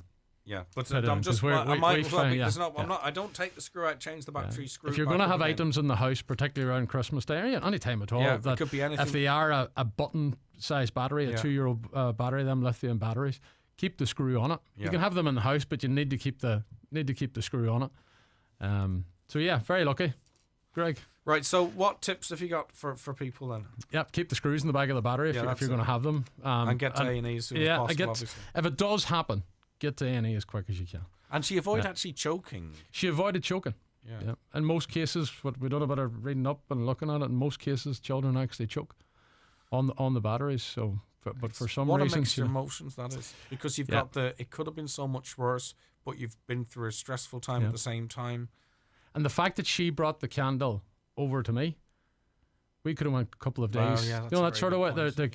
You could have looked at it when all the batteries out, and you didn't check, and she's okay because she was fine. Yeah. She was typical Ava. There was nothing wrong there that we went, she swallowed a battery, but we just instinctively knew, because she puts things into her mouth all the time, that there's a good chance that she swallowed it here. So if you don't need items that have them batteries around the house, and you have young children and toddlers, don't get them into the house. But if you want to have them, make sure it's the ones with the screws on the back. I just think that they shouldn't be allowed to be sold without the screws in, because as you say, some of them have them, some of them don't. Some of them have them, some of them don't, and some of them have the CE sticker thing at the back of it. Yeah. And some don't. To be honest, was there a CE sticker on the ones that we had? I don't know. I do know that there wasn't a screw. Yeah, but we trust those that regulate to decide that, you know, to some extent. All right, listen, people out there, check it, because obviously inquisitive, and I know even with Hudson now, he loves to get his finger and scratch and pull and poke everything. at things. Like he would be, I could give him, or we could give him a toy, right? But he'll be messing around with the labels on the back of it. Do you know what I mean? That's the stuff that fascinates them. So. Yeah, you should always think what you have is there and cannot do any damage. Now I know it's when you're playing with your children and stuff that you don't instinctively go, "Oh, is this going to harm the child?" But just try and bear that in mind, because I'm at that stage now where I'm looking at things going, like a wee bit of fluff came off the bottom of a stool earlier this morning that Oren was playing with, and I was like, straight out, where'd that go? Okay, it's true. What a stressful time. What a way to spend your... Yeah, and another thing as well, keys and back doors. Yes. 2 days after arriving back from Crumlin, Ava decided to lock herself in the house. Yeah. Okay. You couldn't write it. So Angela was I've had enough with this world. Angela was putting them into the car. I wasn't there. Angela was putting the twins into the car. So Warren went out first. Yeah. And then she came back. Ava had actually turned the key in the back door. Well, I've locked myself in the toilet before when I was about 25. No, when I was a child. Yeah. Us young ones, when we're at that age, tend to do that. That's a good one too. Locked herself in the house. Now we normally close all windows and doors when we're leaving the house. Yeah. But for some reason on that day, one of the en-suites. Right, okay. We managed to get the neighbour to get a double ladder and get the brother on the window. What? Because, we had to get a double ladder off the neighbour. My brother was passing, he called, and he was the only one who was going to fit on the window of the bathroom because the rest of us weren't. But anyway, so an eventful Christmas. And do you want to talk about sport for a second, or should we just leave it at that? I will leave it at that. Okay. Done enough of talking. Thanks very much. Thanks, indeed. Greg. It's, all's well that ends well. Lots of people messaging him, by the way, saying that we don't. Thank God she's okay and all that kind of stuff. But a scary time. Yeah, she's good. All's good again. Fair play to you. Okay, back with a wrap up on the programme after these messages. The best place to get a new bed or mattress at a great price is Restex Beds Letterkenny. The massive January sale is now on. Sponsors of today's show. McElhenney's biggest ever winter sale is now on with offers like never seen before on your favourite designer brands. But better hurry, when they're gone, with up to 50% off in our women's, men's, kids, jewellery, home and footwear departments. Plus enjoy a great sterling exchange. For £1 buys you €1.20. So go get what's yours at McElhenney's Ballybuffet or McElhenney's.com. The Restex Beds and Furniture Winter Sale is now in full swing at our Letterkenny store, supplying only the finest quality, luxurious Irish-made beds and mattresses, with genuine savings throughout our range. We look forward to seeing you at the Restex Beds and Furniture Winter Sale. All right, Kathleen on Facebook says, "Oh my God, how scary! Glad all went well." Another, "Oh my goodness, what a nightmare for the wee pet. Thank God she is okay." That's the general mood. People glad to hear everything went okay. A caller says, "People are buying alcohol in the north for as long as I can remember. Plus cars, as long as cars are double the price, people will keep on doing it, of course. But then there are those that never did it, but might find themselves now inclined to do so. Will the minimum pricing on alcohol push students to use drugs? That would be my genuinely held concern." Greg, "I have a communion card with the cross on it. Belongs to my daughter 30 years ago. And our baby photos of my girls from when they were born from 30 years ago to 37 years of age. I have some old newspapers going back 100 years. What a lovely little collection you have there." Right, okay, that is where we have to leave it. Listen, I thought it was going to be dead quiet coming back after the new year, but thank you to so many of you for listening and getting involved in the programme and watching it indeed on our Facebook and YouTube pages. We're back with you